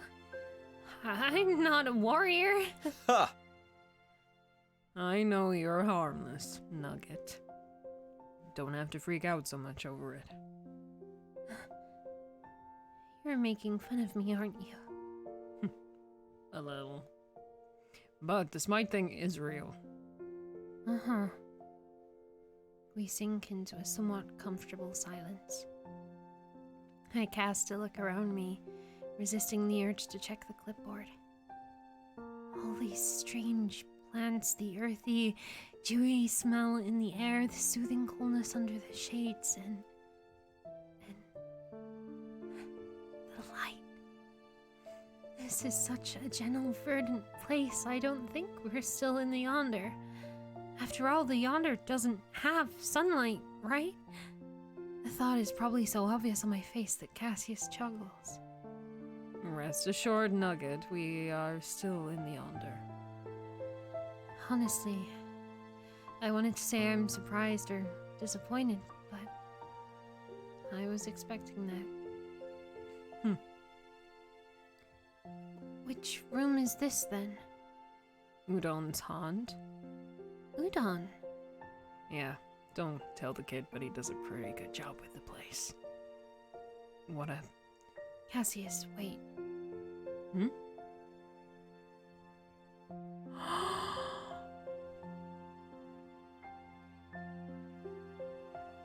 No. Not like this. I'm already acting crying, but now don't make me actually... Who is Udon? You don't remember Udon? No, I don't. I clasp my hands over my mouth, biting back horrified sobs. I don't even budge when Cassius suddenly picks me up and runs. I don't remember. Cassius crashes through the door with me unceremoniously. Excellency! She's getting worse. A silence, cold and heavy, settles over us as Deathrel's eyes land on me.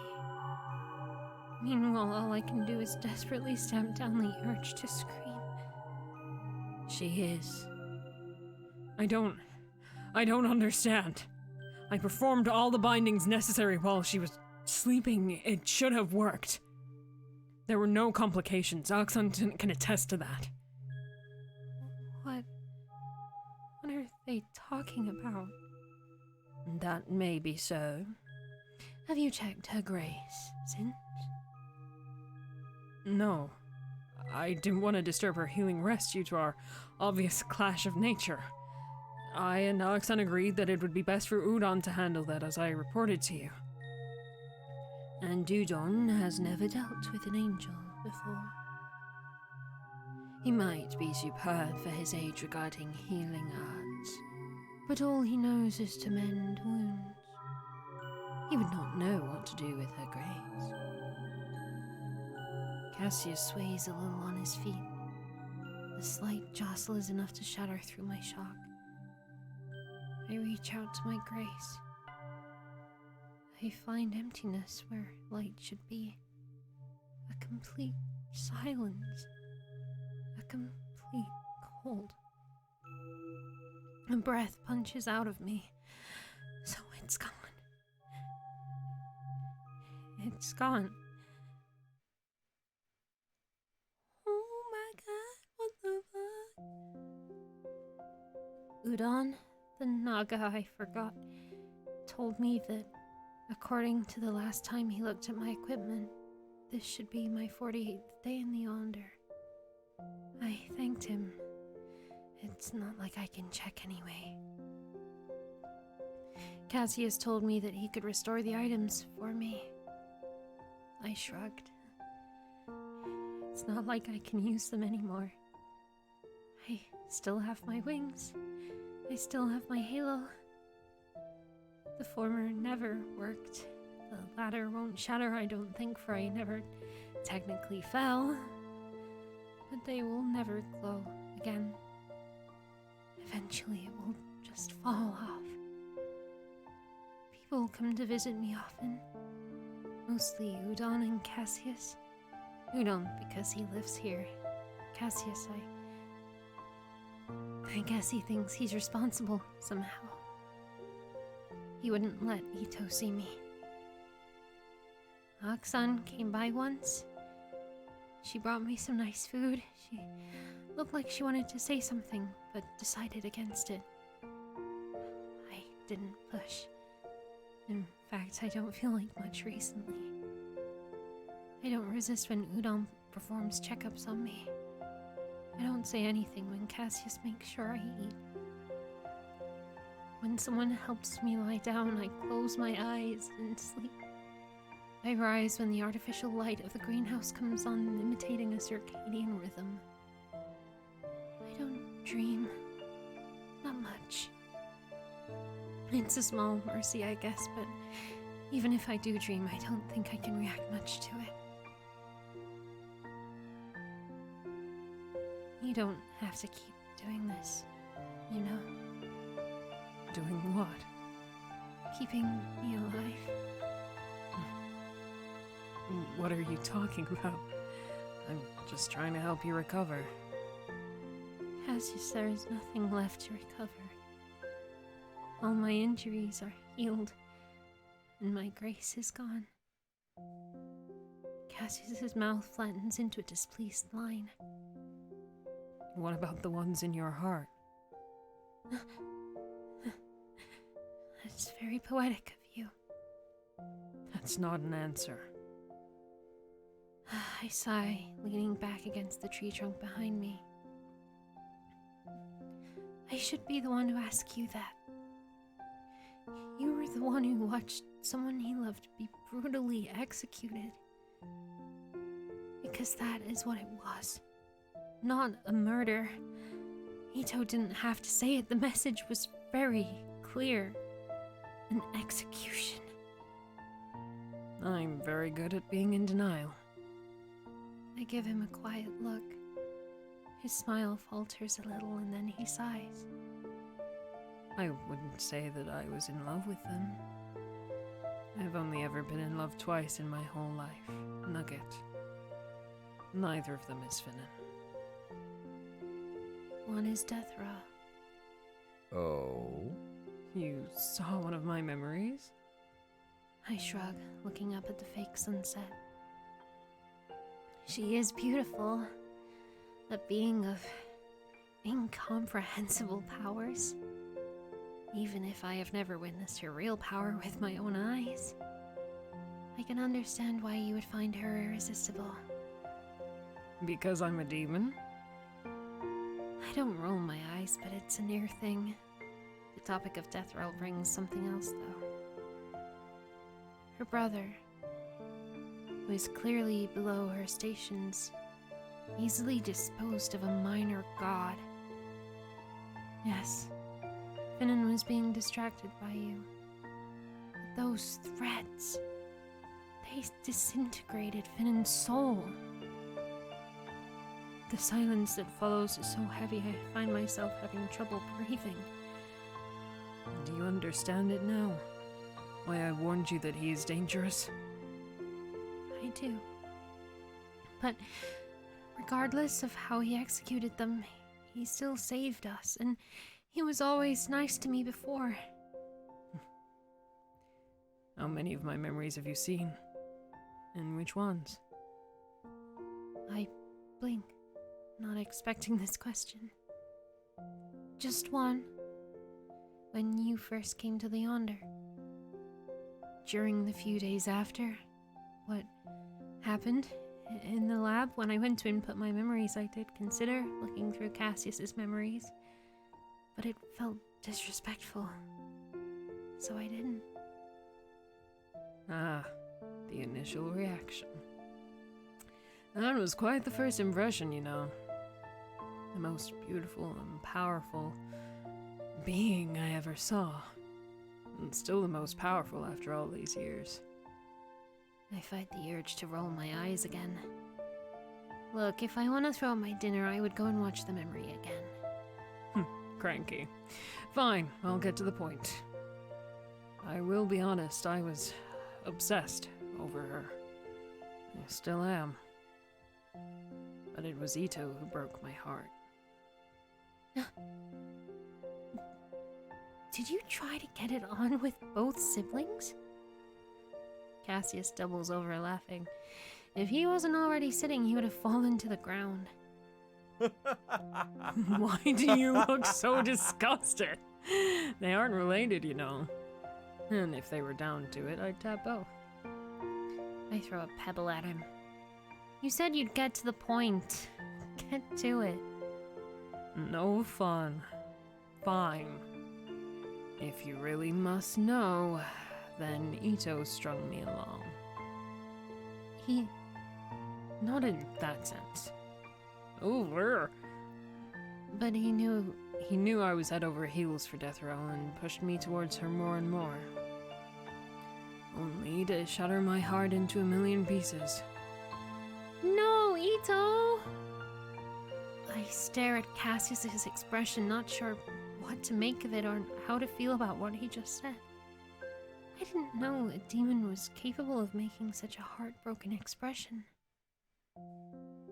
The echoes of my instinct and what I was taught tell me not to trust what I'm seeing. Demons have long mastered the arts of deceit. They know how to manipulate one's emotions, know how to play the soft-hearted like a fiddle. But the way he looks down at his lap, the way his wings are twitching very, very faintly as though he is fighting against the instinct to wrap them around himself for comfort. Yeah, I know those gestures. How come? Cassius lets out a quiet huff, very unlike his usual self. Do you know that Death Row created the Yonder to reunite herself with her lost love? Oh. I won't go into the full details. The simple version is that her beloved was murdered by her pantheon. What? So she killed and consumed all of them, even her own old self, and created the Yonder to bring her beloved back. He takes a deep breath and smiles slightly. Honestly, I wouldn't mind being the other man. The side piece, you know? But one, you just don't try to get between a love that ancient. Two, I wasn't. I don't love her for who she is. I love her for what she is. Ito drove that fact in very precisely and oh so mercilessly. And because I am what I am, I know that my love is what hurts me the most.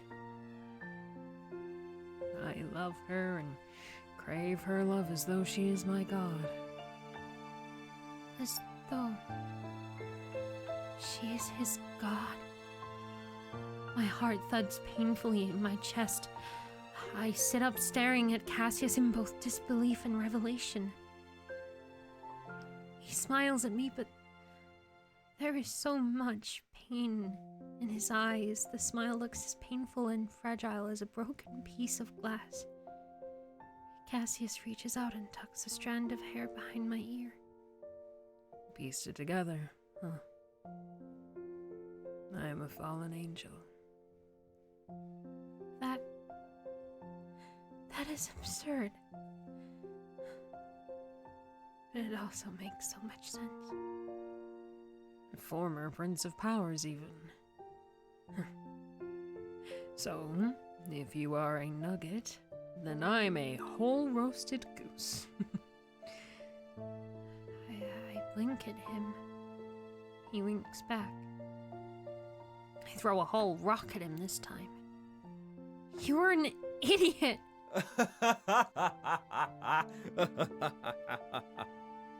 I shake my head and pinch the bridge of my nose. Stupid demon!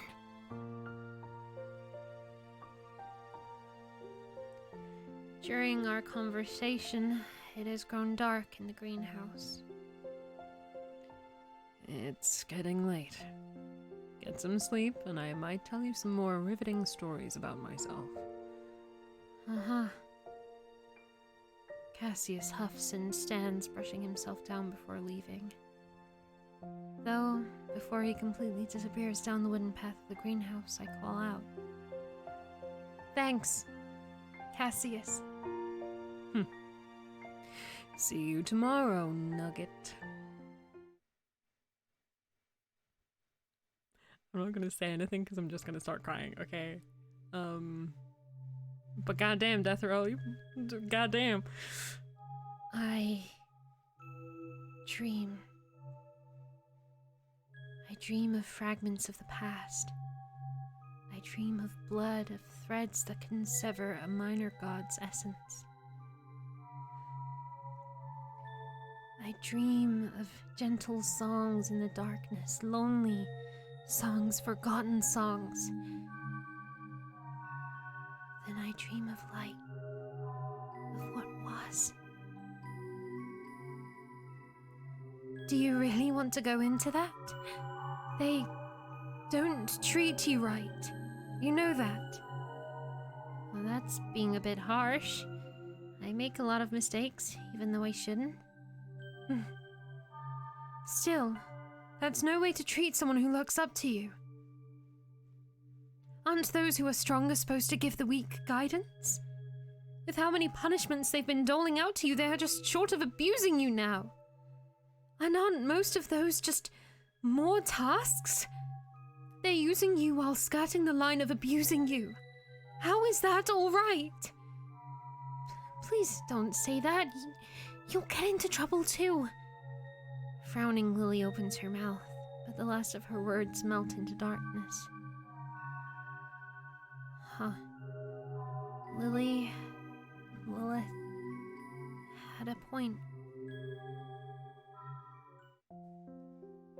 Okay, real quick. Best comment right there. If I could like pin a comment forever, it would be that. And they were doommates. And second of all, of all of the realizations that have just happened. Tasty realizations. The Lilith, yes, has. We found that out in another route. But it seems she remembers in this route. I believe so, yeah. Maybe. I'm wondering, because we know Cassius is a wee little bit older. We have seen an angel fall before. And my little headcanon brain is like, you know, what if? What if? Maybe. Pointing my fingers together, you know, maybe. We saw him. That was maybe him. I don't know.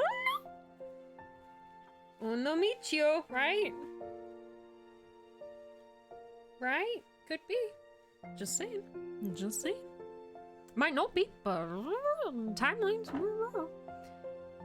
Alright, excuse me while I try not to cry while I'm reading these fucking scenes out again. God damn, I'm fucked up.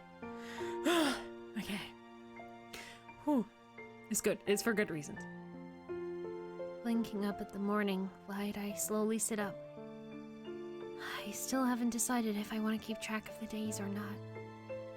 Another beautiful day, huh? Turning to where Udon is tending to his herbs and probably trying his best not to be spotted, I speak. Good morning, Udon. Turns out suddenly speaking to him is a bad idea. So spooked, the poor Naga drops his watering can and dives straight into a bush. Oh! Sorry. I didn't mean to startle you. The bush rustles a few times. I can barely make out his eyes peering out from under the leaves in his own wide-brimmed hat. I try to keep my posture still and my smile meek to not scare him again. Slowly, very slowly, Udon slithers out of the greenery. Morning. Hi. Udon doesn't show a lot of facial expressions. I guess it has something to do with his species. Oh, I think that's wrong. I don't think that's Udon speaking, unless he speaks about himself in third person. Udon doesn't show a lot of facial expressions. I guess it has something to do with his species. Yeah. But I can tell by the way he's clutching at his hat and how his tail is lashing, he's extremely nervous right now.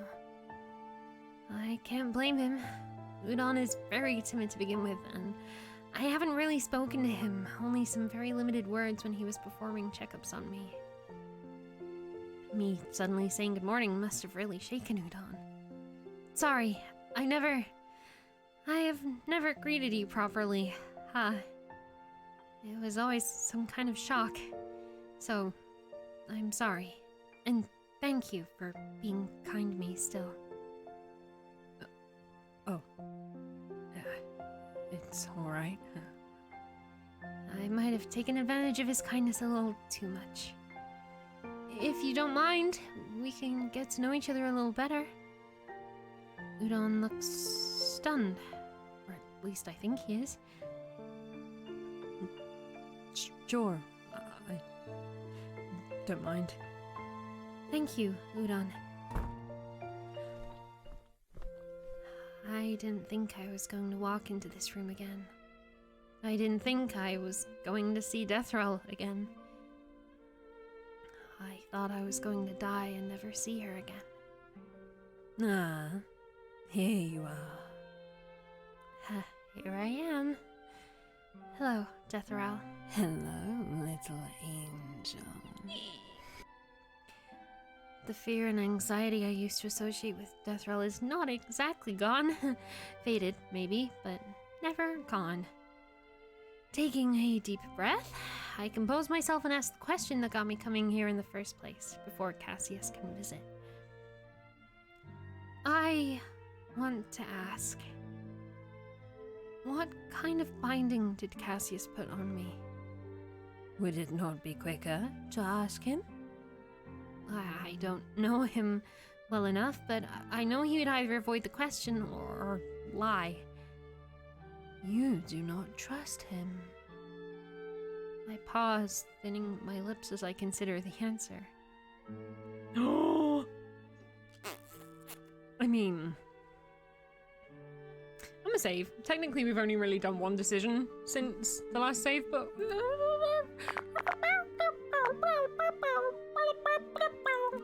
a lot's happened.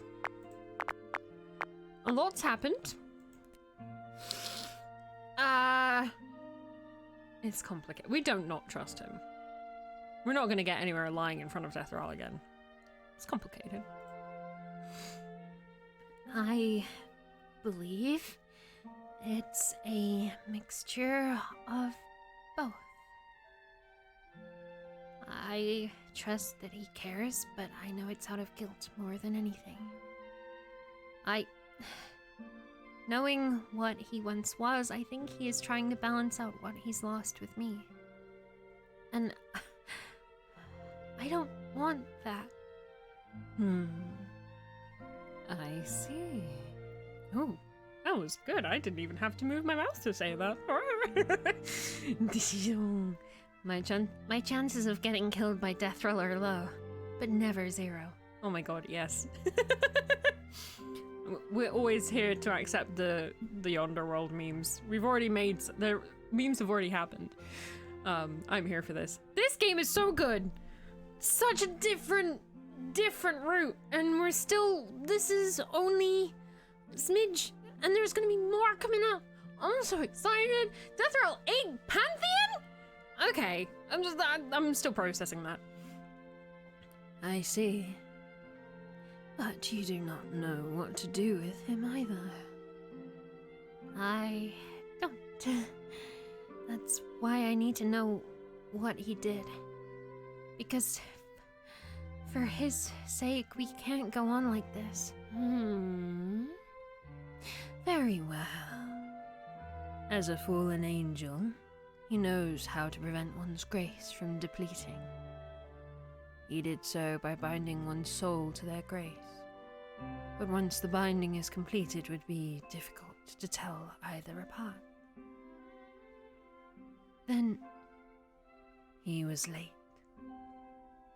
Whatever happened in the lab, your grace, or what was left of it, automatically went into shock.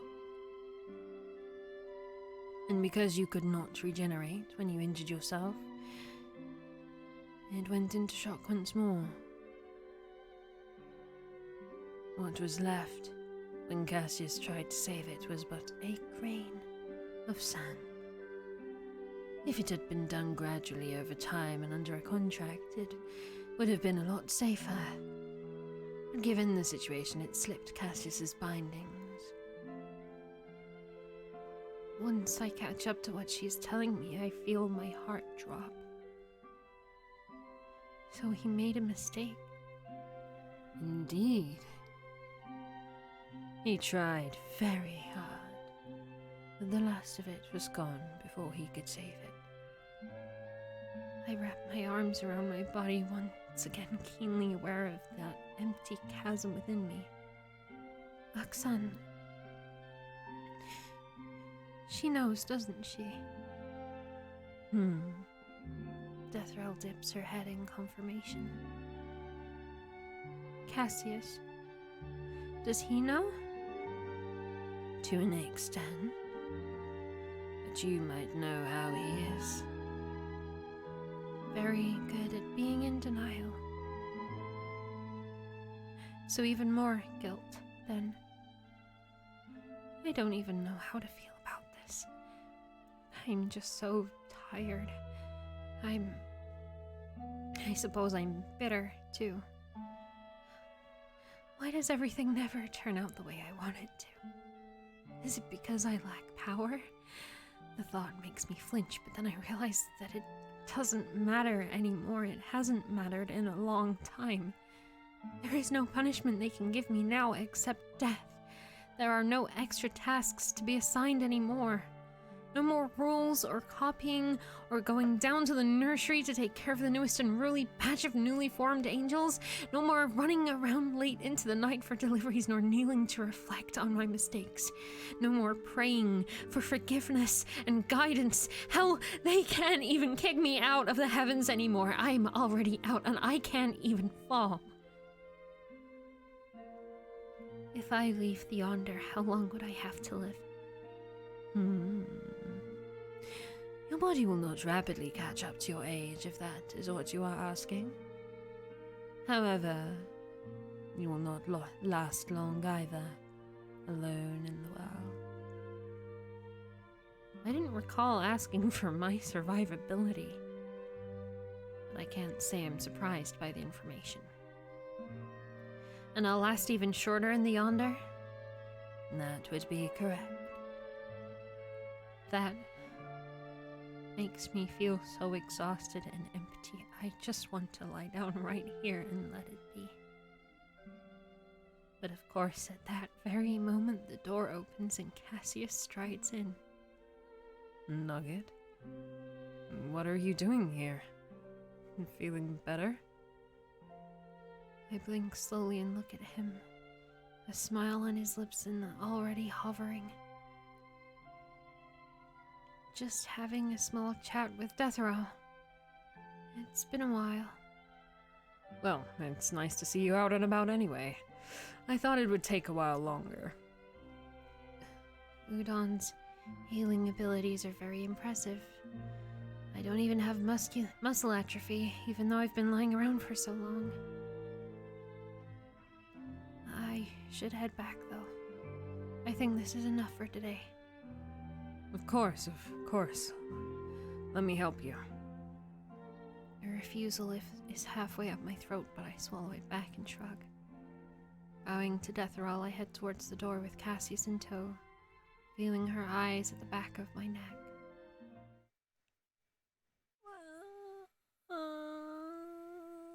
I'm a sad bean. I have two sides. One is red, the other is red.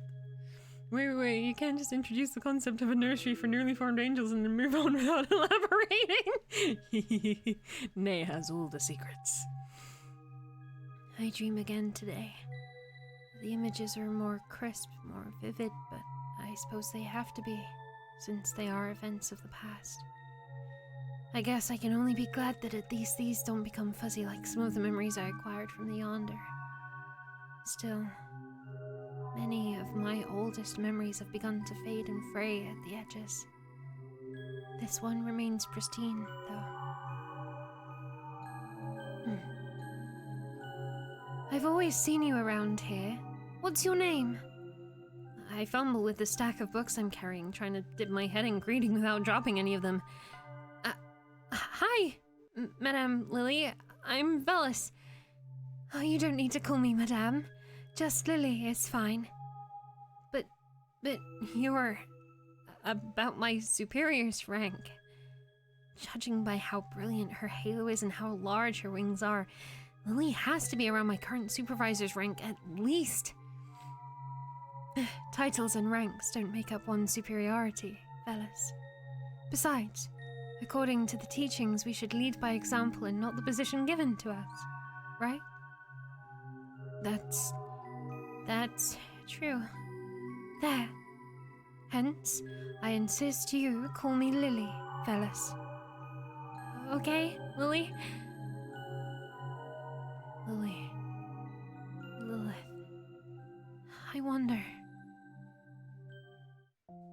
Lying stretched... This song fucks me up, I swear to God. Lying stretched under a giant leaf, I blink up at the glistening glass panes. I don't think I'll ever get used to waking up here. Good morning, Udon. Good morning. Oh, I'm gonna fucking cry. I'm gonna lose my shit. Udon hands me a mug, which I gratefully take. The herbal tea brings warmth back to me, makes me breathe a bit easier. Thanks, Udon. You're welcome. Udon scurries away to tend his plants then. Is scurry the right word for him? Shaking my head, I sigh and enjoy the tea. It does remind me of Ito, though, despite being a lot more rustic, using fresh leaves instead of dried ones. Ito. I don't know if I'll ever get over the image of him so casually executing Finnan. But I still want to see him regardless of what Cassius said. As for the matters with Cassius, as if summoned, I spot the demon walking towards me, a grin on his lips and a rather large bag in his hand. Nugget. Yo, Nugget. Goose. He pauses, gawks at me, then bellows the laughter that would surely give Udon a heart attack.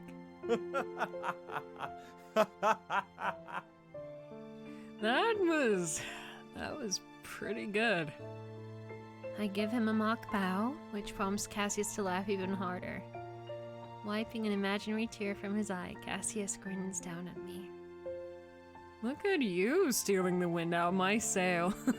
The thunder to my lightning, Get to the point. no fun. Well, since you've already entertained so early in their day and have somewhat recovered, let me give you a treat and take you somewhere actually fun in the Yonder. That does take me off guard. Fun? Yep. I narrow my eyes at the way he pops the pea. You're not going to take me anywhere weird, are you? Well, we don't have the kind of fun places you might be thinking of. I'm afraid Her Excellency didn't spare the budget for ball pits and bouncy castles. I chunk a rock at him. Again, he doesn't even care to dodge it. How rough. I like it. I stand up and start walking away. Cassius immediately grabs my hand, chuckling. I kid. But there is one place that we usually go to let off steam sometimes. There is an initiation ritual, though. Oh no! Not in this sadness! You know, I'm not an angel anymore, but when a demon mentions ritual in whatever they're offering, it's often nothing good. Cassius holds up a hand, smirking. I swear on my eternal damnation that there is nothing demonic about this place. That makes it sound even shadier. The stupid imp has the gall to wink at me. He shoves the bag into my hands. Have a look. Cassius, I swear, if this is someone's head or body part, I will beat you to death with it. You really are getting more violent. I like that. Nugget. Chill, Nugget. This is clearly too soft and too light to be a body part. I don't know, Finnan was kind of small there. I suck in an exasperated breath. He is at least right in that regard, even though I've never had any experiences with holding body parts. I shudder a little, thinking about Finnan, and peer inside the bag. You have got to be kidding me. I definitely am not. Oh. Chicken, side chicken, side chicken. I'm a side chicken. I'm a side chicken.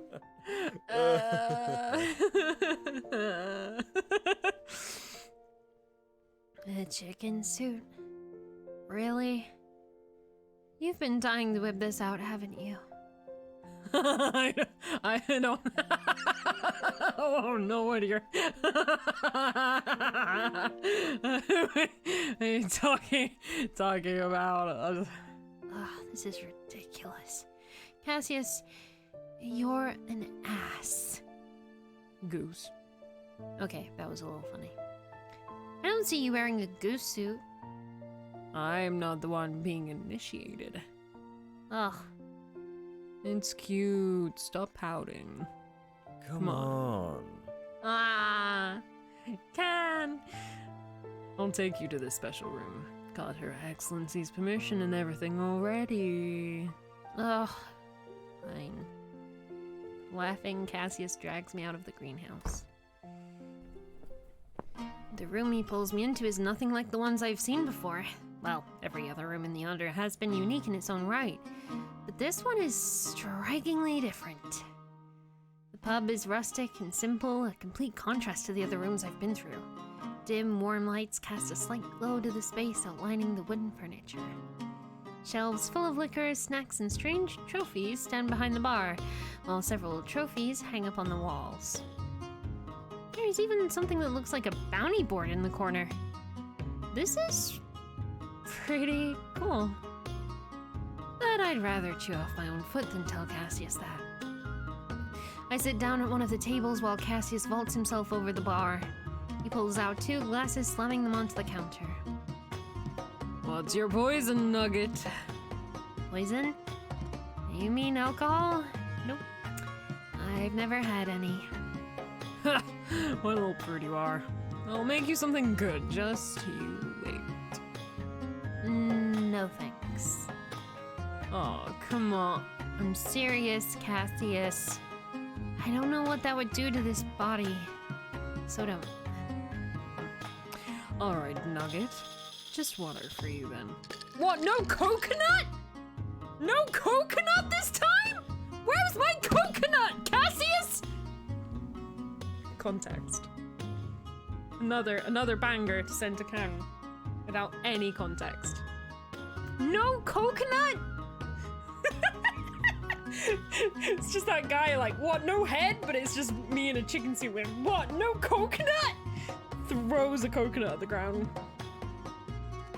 Cassius, as it turns out, is great with a cocktail shaker. Or at least he seems to be rather dexterous. He's doing several tricks and making exaggerated eyebrows at me. Irritating, but at least it's a good show. As promised, Cassius sits down with his own drink and a glass of water. For me. We fall into a companionable silence, and I wouldn't mind staying like this. I really hope we can play Bravely Default one day. And go full murder. But there are things to address. Cassius, what was your relationship with Finnan? Oh, are we jealous? Just wanting to clarify some things. Perhaps it's the way I say it, perhaps it's the way I wasn't willing to go along with what he had planned. Cassius sits up a bit straighter. His smile doesn't quite fade, but it has taken a faintly defensive edge. I'm glad that I'm able to pick up those cues. That'll make things a lot easier for me. Right. I told you, right? Love isn't what I'd call what I had with Finnan. He rolls his shoulders, looking uncomfortable. I frown. Despite not wanting to think back on that day, it has come in my head several times.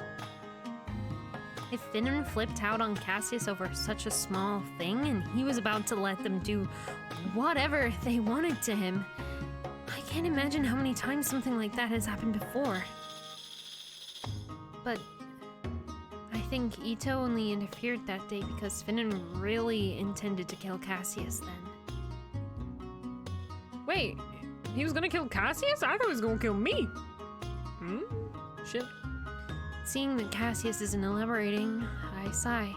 That's even more fucked up, Finnan. Jesus. Were you projecting on Finnan because it didn't work out with Deathral? Ooh. Ooh. We've absorbed the hot ones. Both. Ah, I see. Just all of us. Alright. That figures. That figures. Cassius bodily flinches. I got it right on the head then. Thank you, ass.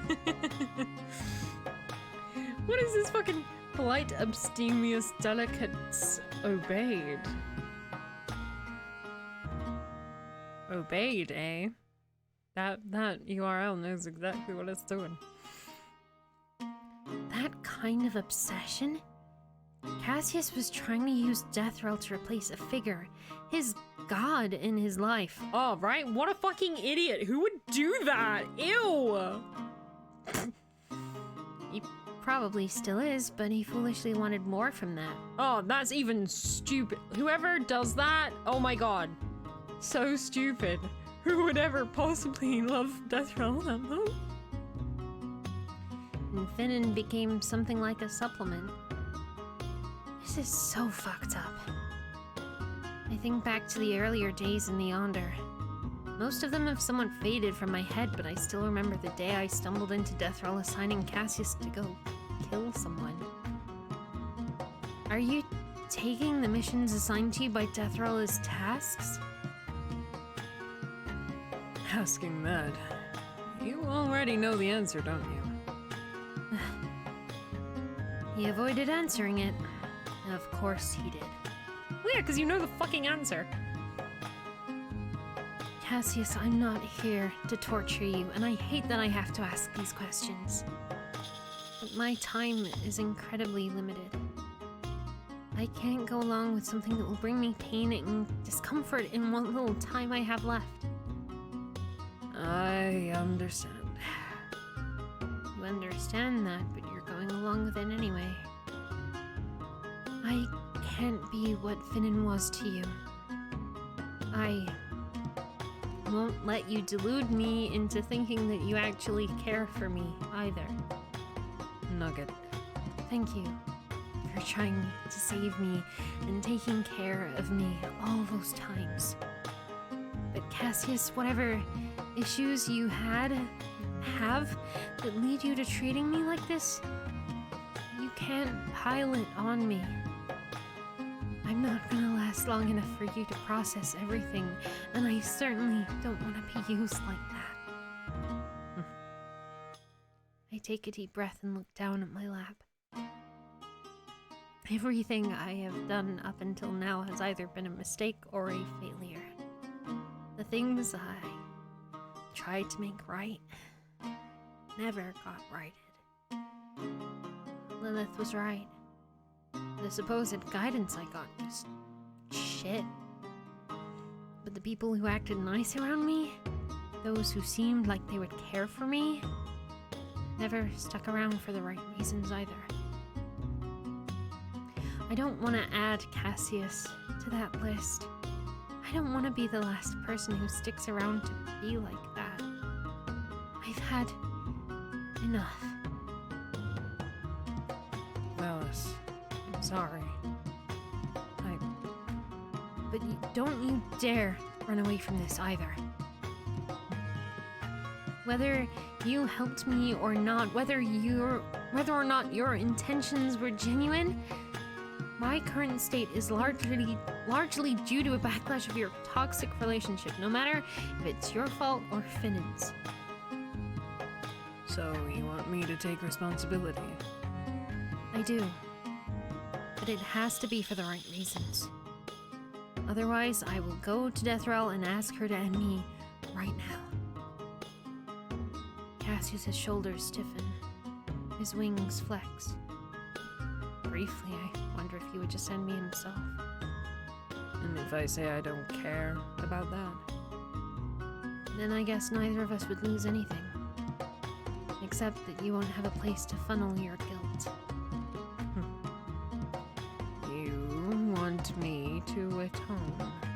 I incline my head. He barks out a laugh, bitter and brittle.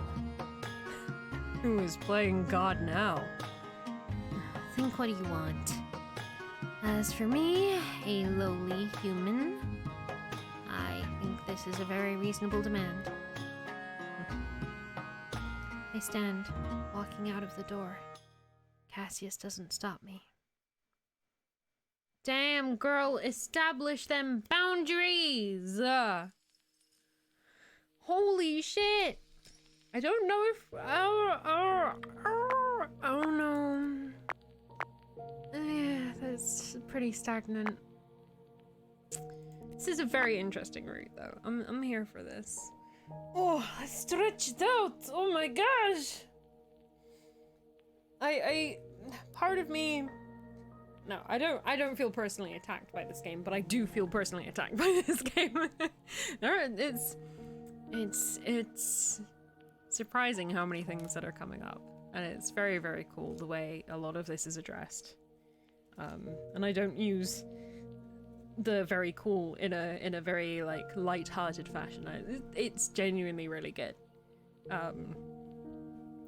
Fuck, I wish I had this game in high school. Holy shit. In case you missed it, I went to an extremist Christian high school. I lost my faith. May or may not have like projected faith and belief onto other people who ultimately didn't do me good. So yeah, this is a very cathartic experience, and even aside from that, just the way it's written and the relationships and the way that they work or don't work is very, very cool. And yeah, it's very, very, very cool. And I'm very, again, grateful to be part of it. Holy shit, I'm very honored to be a part of it, even if Deathraw's fucking scary ass lady in this fucking route.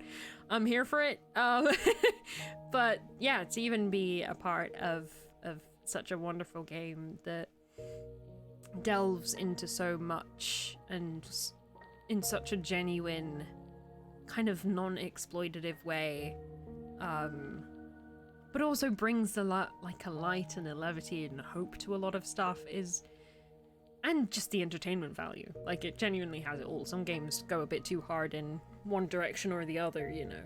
If you have too much levity, it can feel like it's not genuinely taking the issue seriously. If it's going too far the other way, it can feel too serious and too depressing. If it's, you know, not entertaining, it just kind of feels like a life lesson. But this is such genuinely a good blend of all three of those factors. Like, and it's just fucking beautiful as well. Like, and I'm in it as well. It's like, what the yeah, and, you know, a lot of my creative expression comes from a lot of these places. It comes from the places of feeling hopeless and feeling like you've lost whatever beacon of light and hope was out there. And being able, like, 10 years later, even, to say and to have something to show for it that reflects a lot of the things that inspired me to take that leap in the first place, even though it's something I'm still working on. It's very much a work in progress. but it feels like it's come full circle, and it's very cathartic.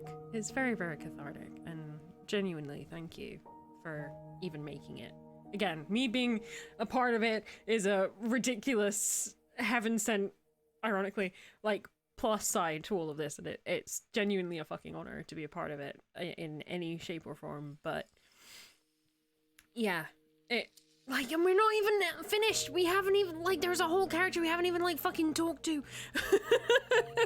At least one. But yeah, it's really cool and genuinely a pleasure to play through, even when it does get real. And it like, even with Ito, like, Ito, motherfucker literally slit a person into pieces earlier. We know he's a guy of deception and he fucked a son, but he fucked the son. But even like knowing that those moments of comfort are there, like when we were having the panic attack, and God, the number of times you just need that person there and they're not there, and it's like, and having Ito there, and it's like, I know this motherfucker's got his faults, and I know I love him, and I know there's stuff there, and that's not good, but like, yeah, a lot of it is, it comes as a person. It's not just a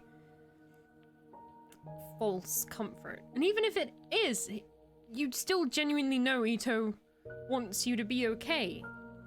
And even exploring those feelings it's still in a healthy, and that's one of the beautiful things about entertainment generally. It's why I love tragedy. It's a way for me to process a lot of difficult thoughts and emotions, and kind of fulfill a lot of those anxieties of what's the worst that could happen with things in a very safe and entertaining way. You know, I joke about the characters we've lost in Yakuza. And, you know, when I'm doing a sad scene, I'll think, like, I remember for a death oral. That one... No, I think it was 2. I think I resorted to both of the main fave deaths in Yakuza. And watched those when I did the I love you lines.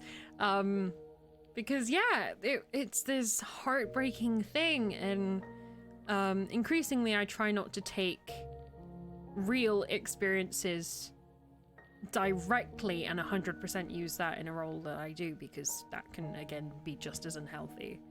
Not even Nishiki, but fucking shakes fist at Nishiki. I'm talking 0 and 3, Hess, if you want the specifics. Even dabbled in a little bit of 4 sadness, but that wasn't so much direct death. But yeah, figuring out the ways to channel those catharses and feelings and traumas and emotions and is a really interesting thing. Like, this and the phone night, I think, happened kind of very close times around each other. And keep your eyes fucking peeled for the first night. I heard a preview earlier, and fucking hell, oh my god, I'm so excited for it. And those characters are very similar but very different. Like, one of them ate her heart so her love can survive, and the other one puts up this facade of I'm not affected by any of this, and without revealing any more.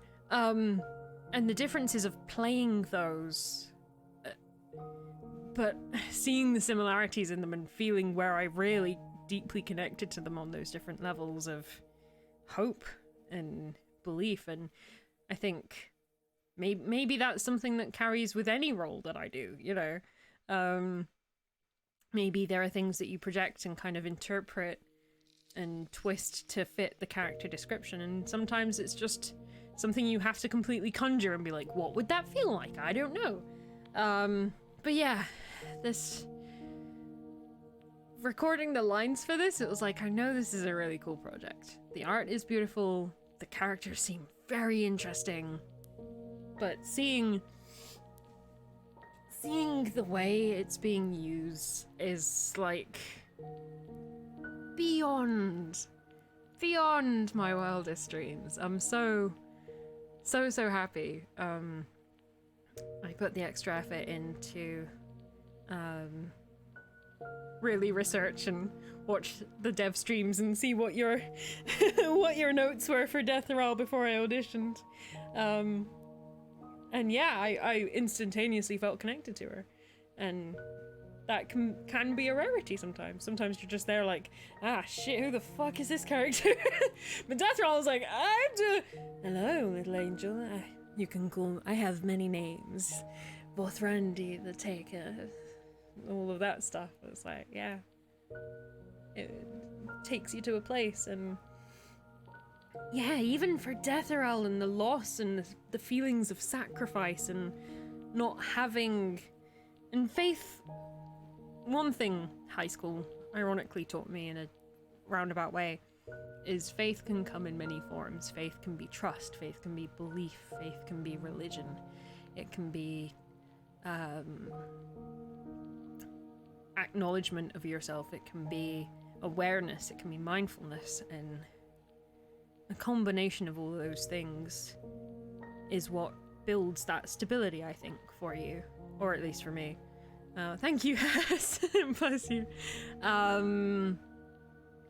And if any one of those pillars kind of begins to shake or crumble, the whole thing can fall down, you know? For me, it was being told, you know, God will fix everything. And for some people, just the belief that there is a God is enough. And sometimes they feel that connection. And I will never, ever judge anyone for that, whatever religion, whatever belief. But for me, I was looking for that hope. I was kind of like fucking Velas's.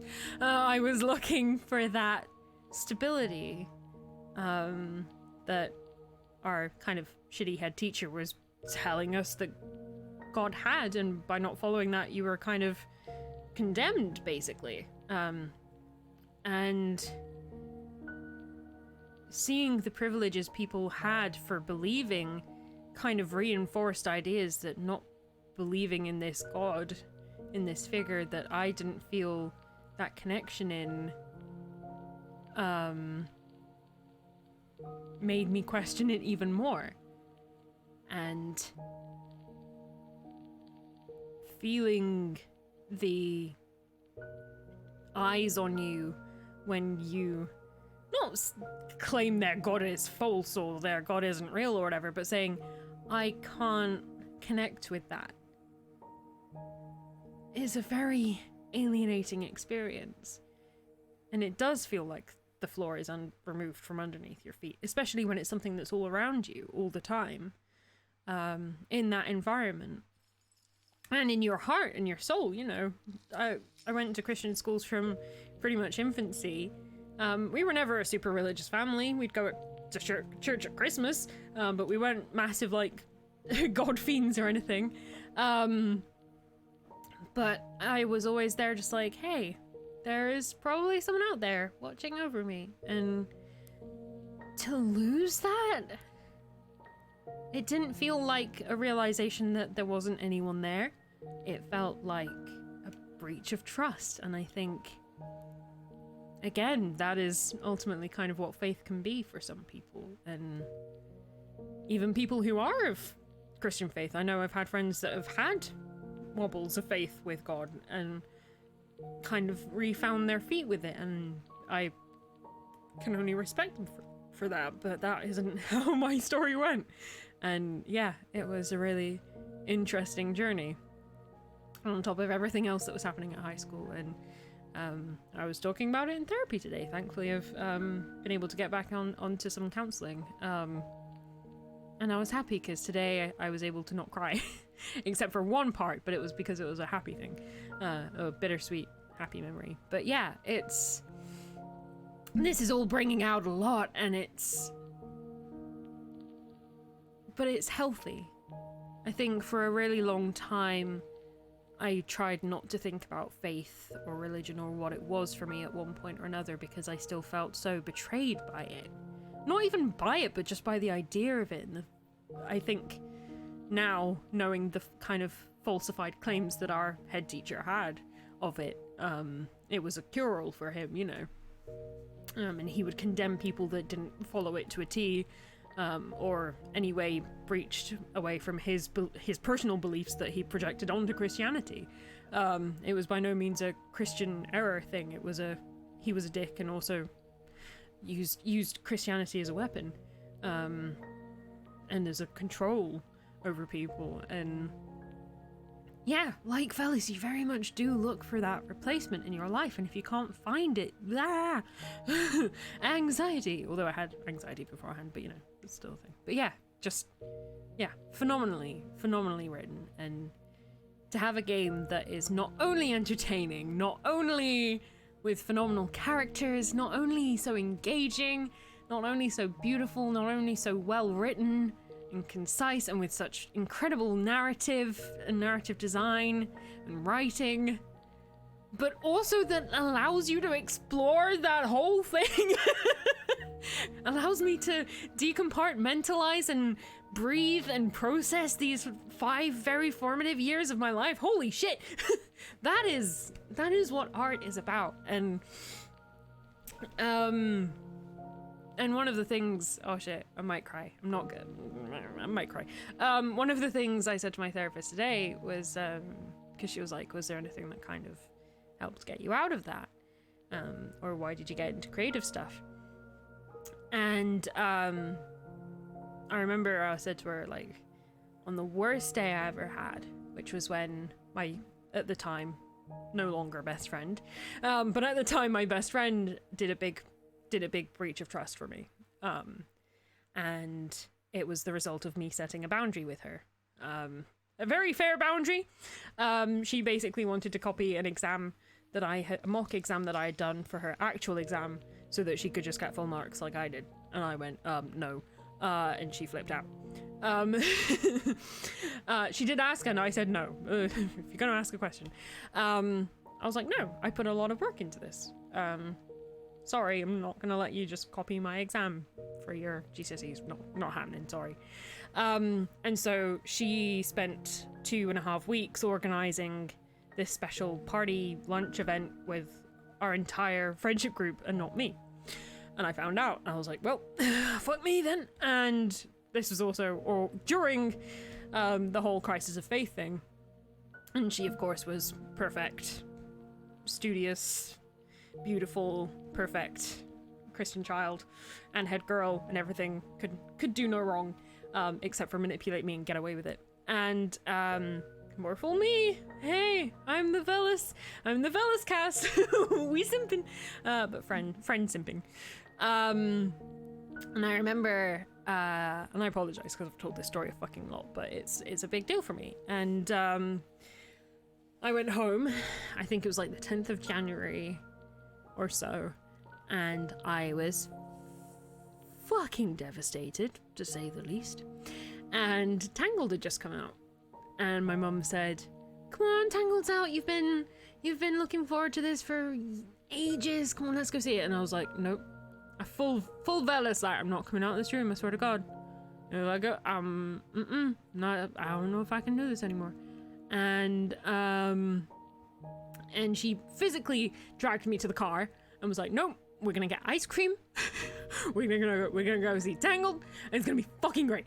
So she dragged me along, we went and we saw Tangled, and I lost my fucking shit. I have never cried so hard.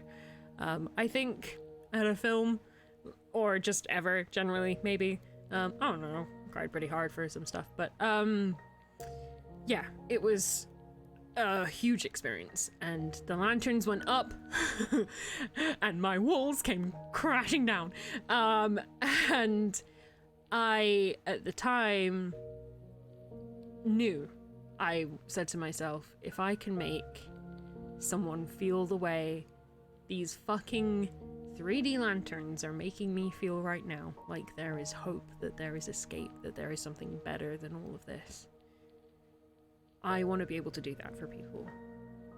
If I can give one person half the inspiration I felt on this day, I'll be happy.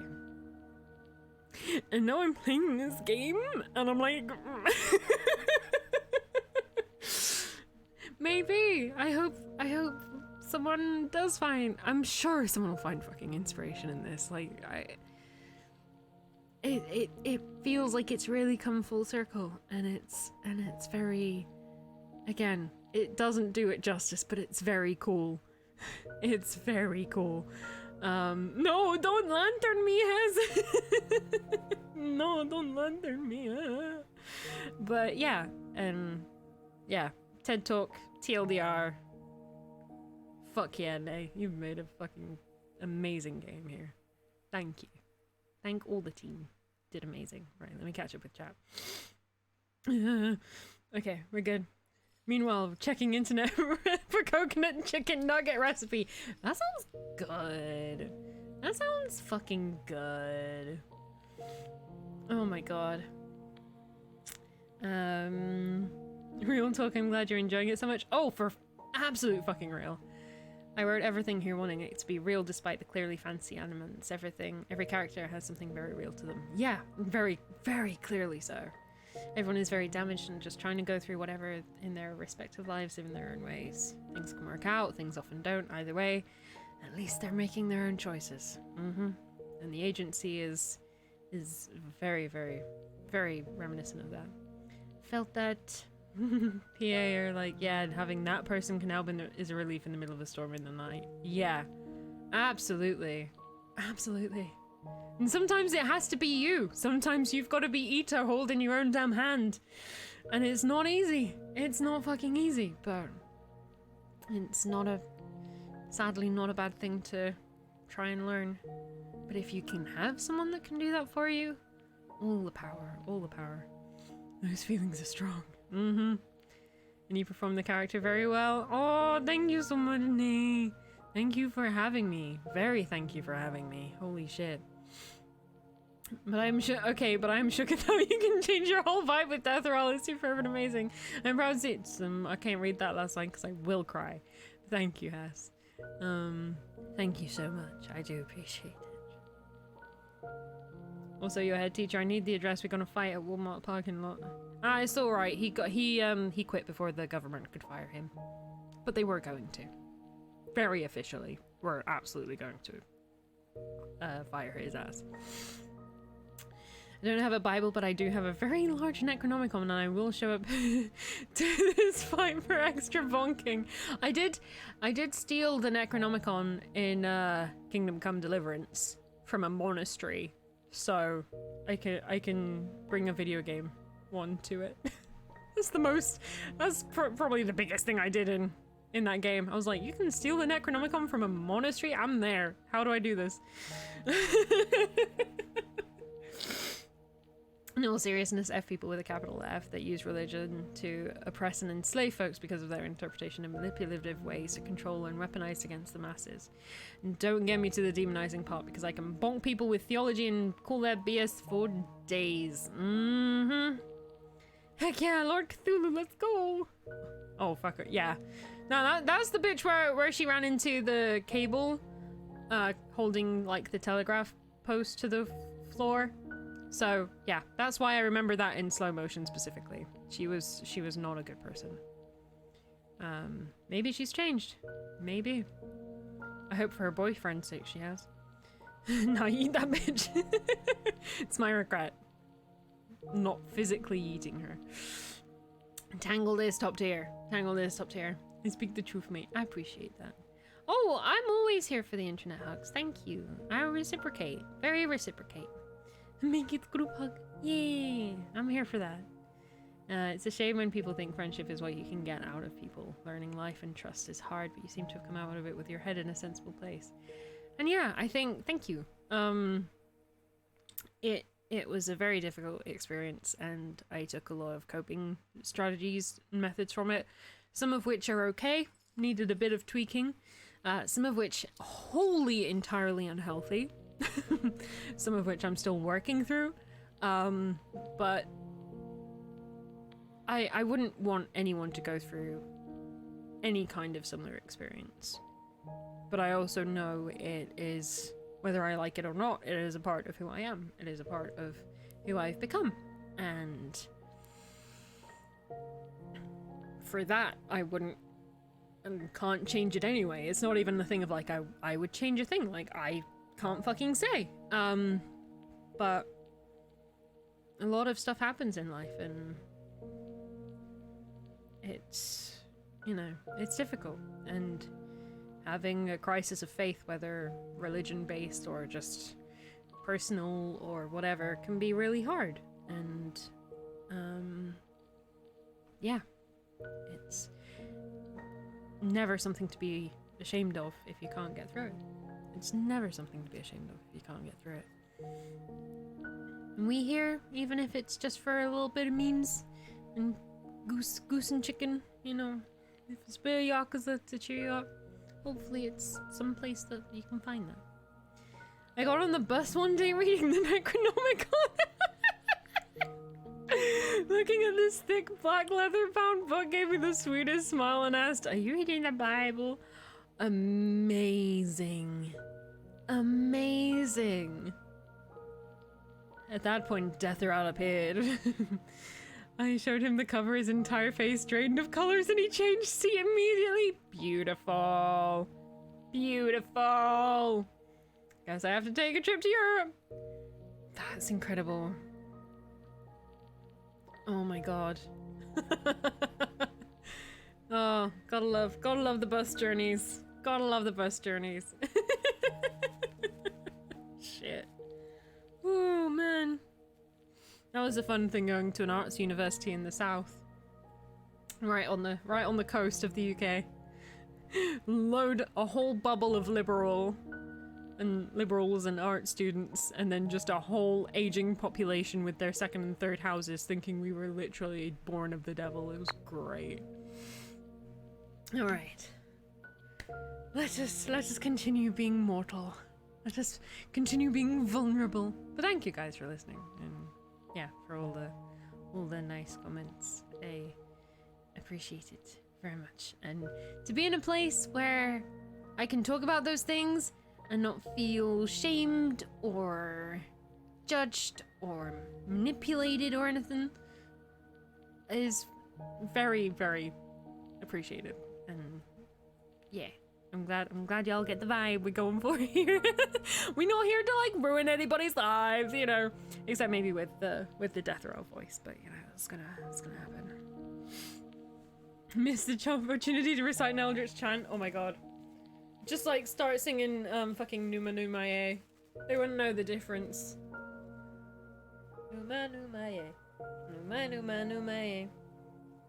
It's like, ah, she's summoning the devil!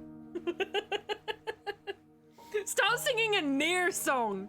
Start singing a fucking Nier song! Kuwata tsuno overnight. It's like, oh no, she's summoning! Tsuneji. So, oh no. Gotta get off the bus. Pressing the button, let me off! Alright. Now that I am mortal, this place makes me feel even smaller. I have 4, 5 memories stored here, and I can probably spend a lot of time looking through others' memories. But that's not what I've come here for. I hesitate a little when I walk past Cassius's pillar. I have to admit, I am curious about the circumstances of his falling. I am also curious about his other love. I can't fault him too much for trying to replace his god with the image of Deathral. In a different situation, perhaps I would have too. If I could go back in time, even if it was just to the beginning of my arrival here in the Yonder, I would have gone down a different road.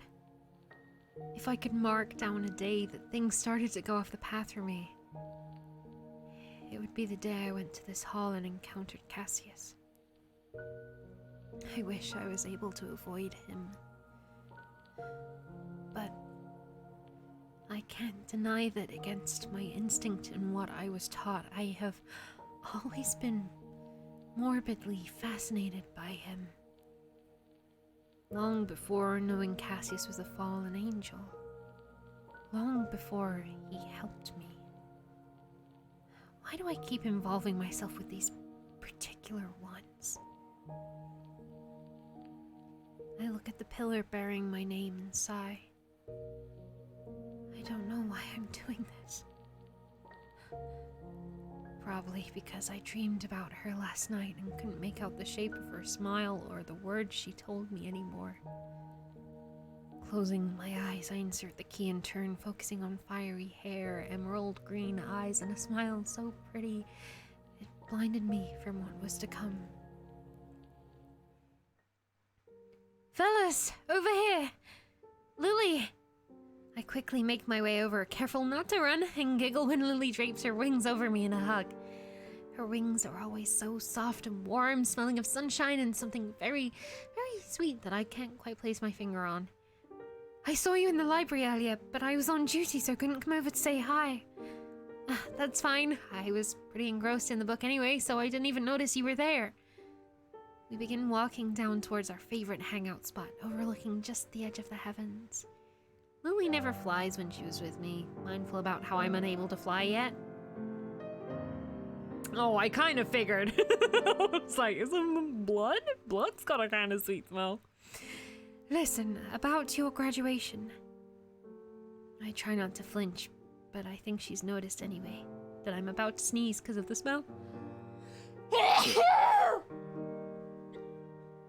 Jesus.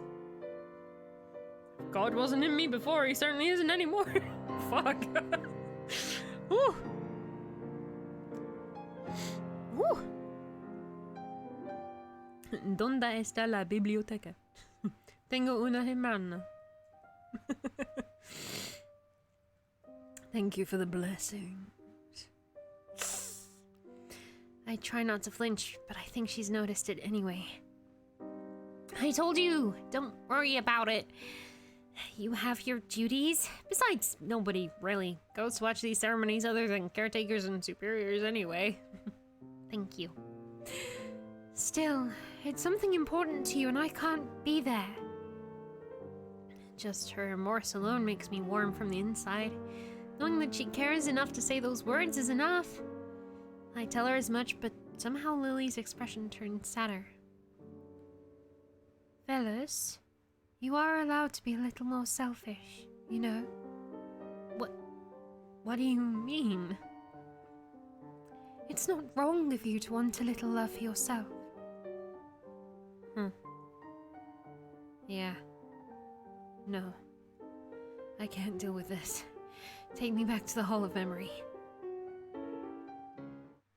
Memory registration incomplete. Query. Restart process. No. Query denied. Valis is available exchange. 5. I slump to the ground, dejected. I do want to cry, but I can't find the strength to. Moreover, for the first time in a very long time, I wonder what really happened to Lilith. They never told me what she really did, other than managing to slip past having scarred and fool everyone. She even managed to escape. What a mess. I curl up my knees and tuck them under my chin. Lilith was the first one to ever get so close to me personally. I've had my fair share of caretakers and superiors, nursery and academy fellow students, but never a friend like her before. I was in a particularly bad spot when I first met Lilith, too. I almost flunked most of my classes at the secondary academy and barely got accepted as a novice after failing the entrance test several times. I didn't know what to do about my failures. The harder I tried to study to be more diligent, the worse I failed. If she hadn't been by my side, I don't know how my mental state would have turned out. Even if it was all a lie. She raised some very good points. The way I was raised is pretty screwed up, huh? I wish I knew what happened to Lilith. I understand enough now to know that she missed my graduation ceremony because of something she had to do against the heavens. I understand enough now to know that she could gain very little from befriending me. Maybe I was useful as a farce, a starry-eyed apprentice following a successful, beautiful senior angel around. But she didn't have to say what she said to me. There were a lot of horrible things said to me about her.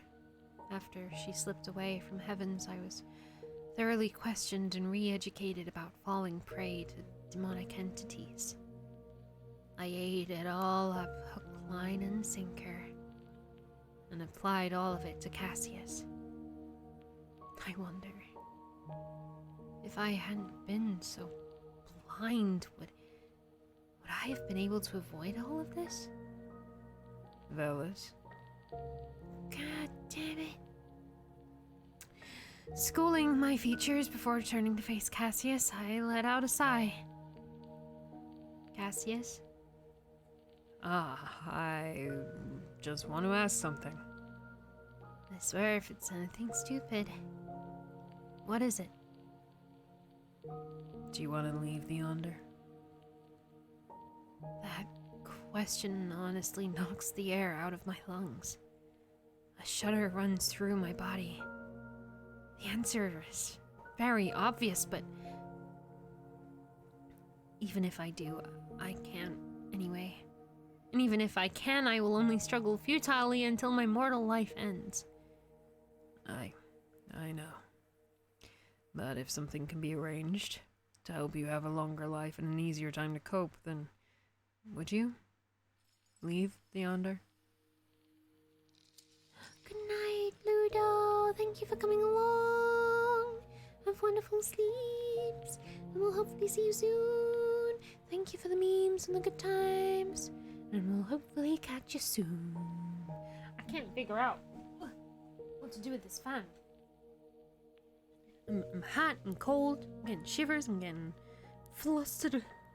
So much stuff. But yeah, have a good one, Ludo. That has me pause again. This is not a trap, is it? I swear on my own soul. If I am deceiving you, then Lord Ito himself will come and obliterate me.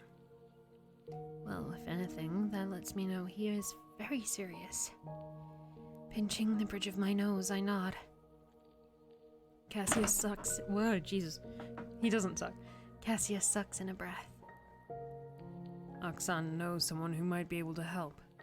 Oh no! We've avoided him! Is it him? Aksan?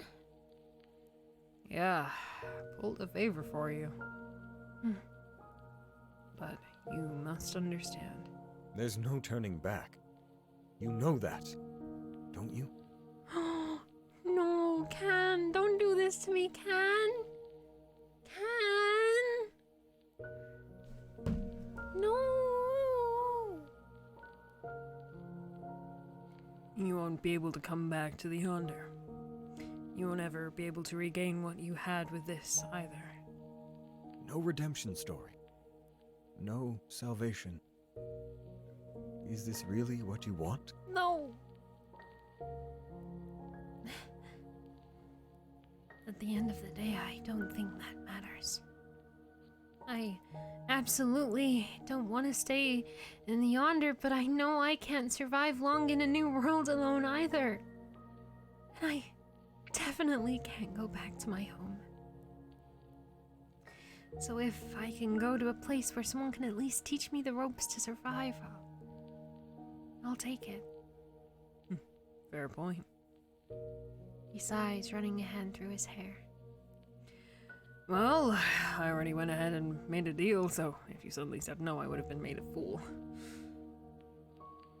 That's very reckless of you. I know. It'll take about a day to have preparations made. I nod at him, but there are still questions I must ask. This is far too good to be true. Are you really going to let me go? As expected, the question has his shoulders stiffen. Cassius turns his eyes away, looking conflicted. His wings twitch uncomfortably. That immediately confirms a few things in my head. I'm just being very unreasonable, I suppose. Ah, this brings back some bad memories. Way to throw a guy off course, Nugget. I narrow my eyes. He falters. Why did you have to go and mature so quickly? Circumstances demanded it. He glances somewhere behind him.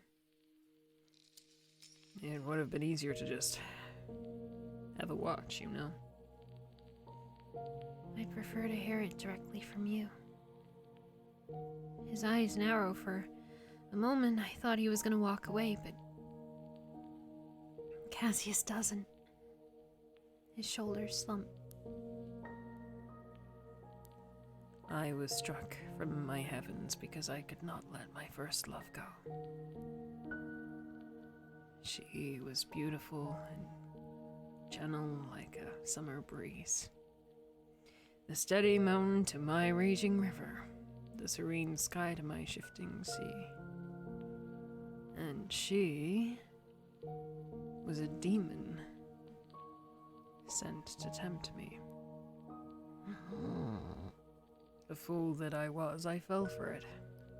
Hook, line, and sinker. And even when I knew, I couldn't let go. I look away, allowing Cassius a moment. My heart thuds painfully against my chest. What happened to her? What happens to demons who are caught slipping into the heavens?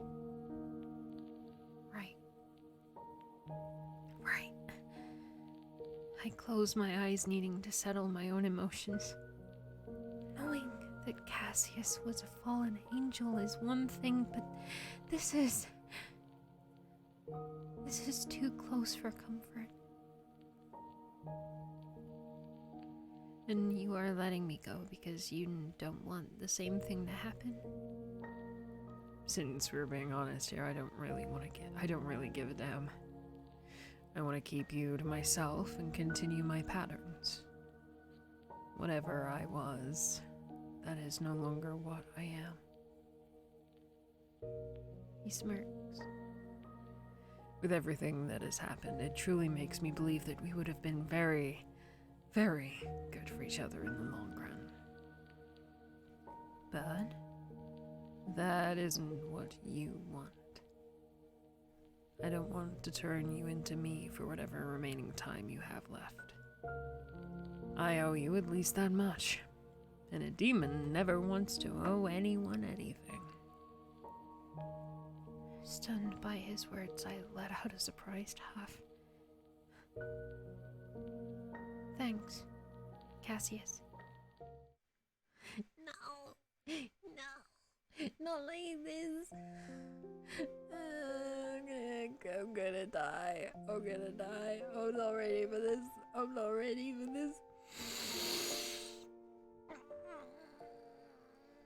just gonna do this real quick. While I hide the feelings. I'm just gonna do this really quickly.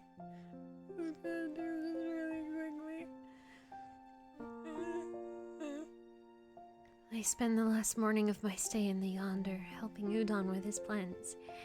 For a long while, we work alongside one another in silence. Song, can you please fucking stop? I can't deal with it. Then Udon asks, Are you sure you're going to be okay? to be honest, I'm not sure. Then why? Because there is no other way.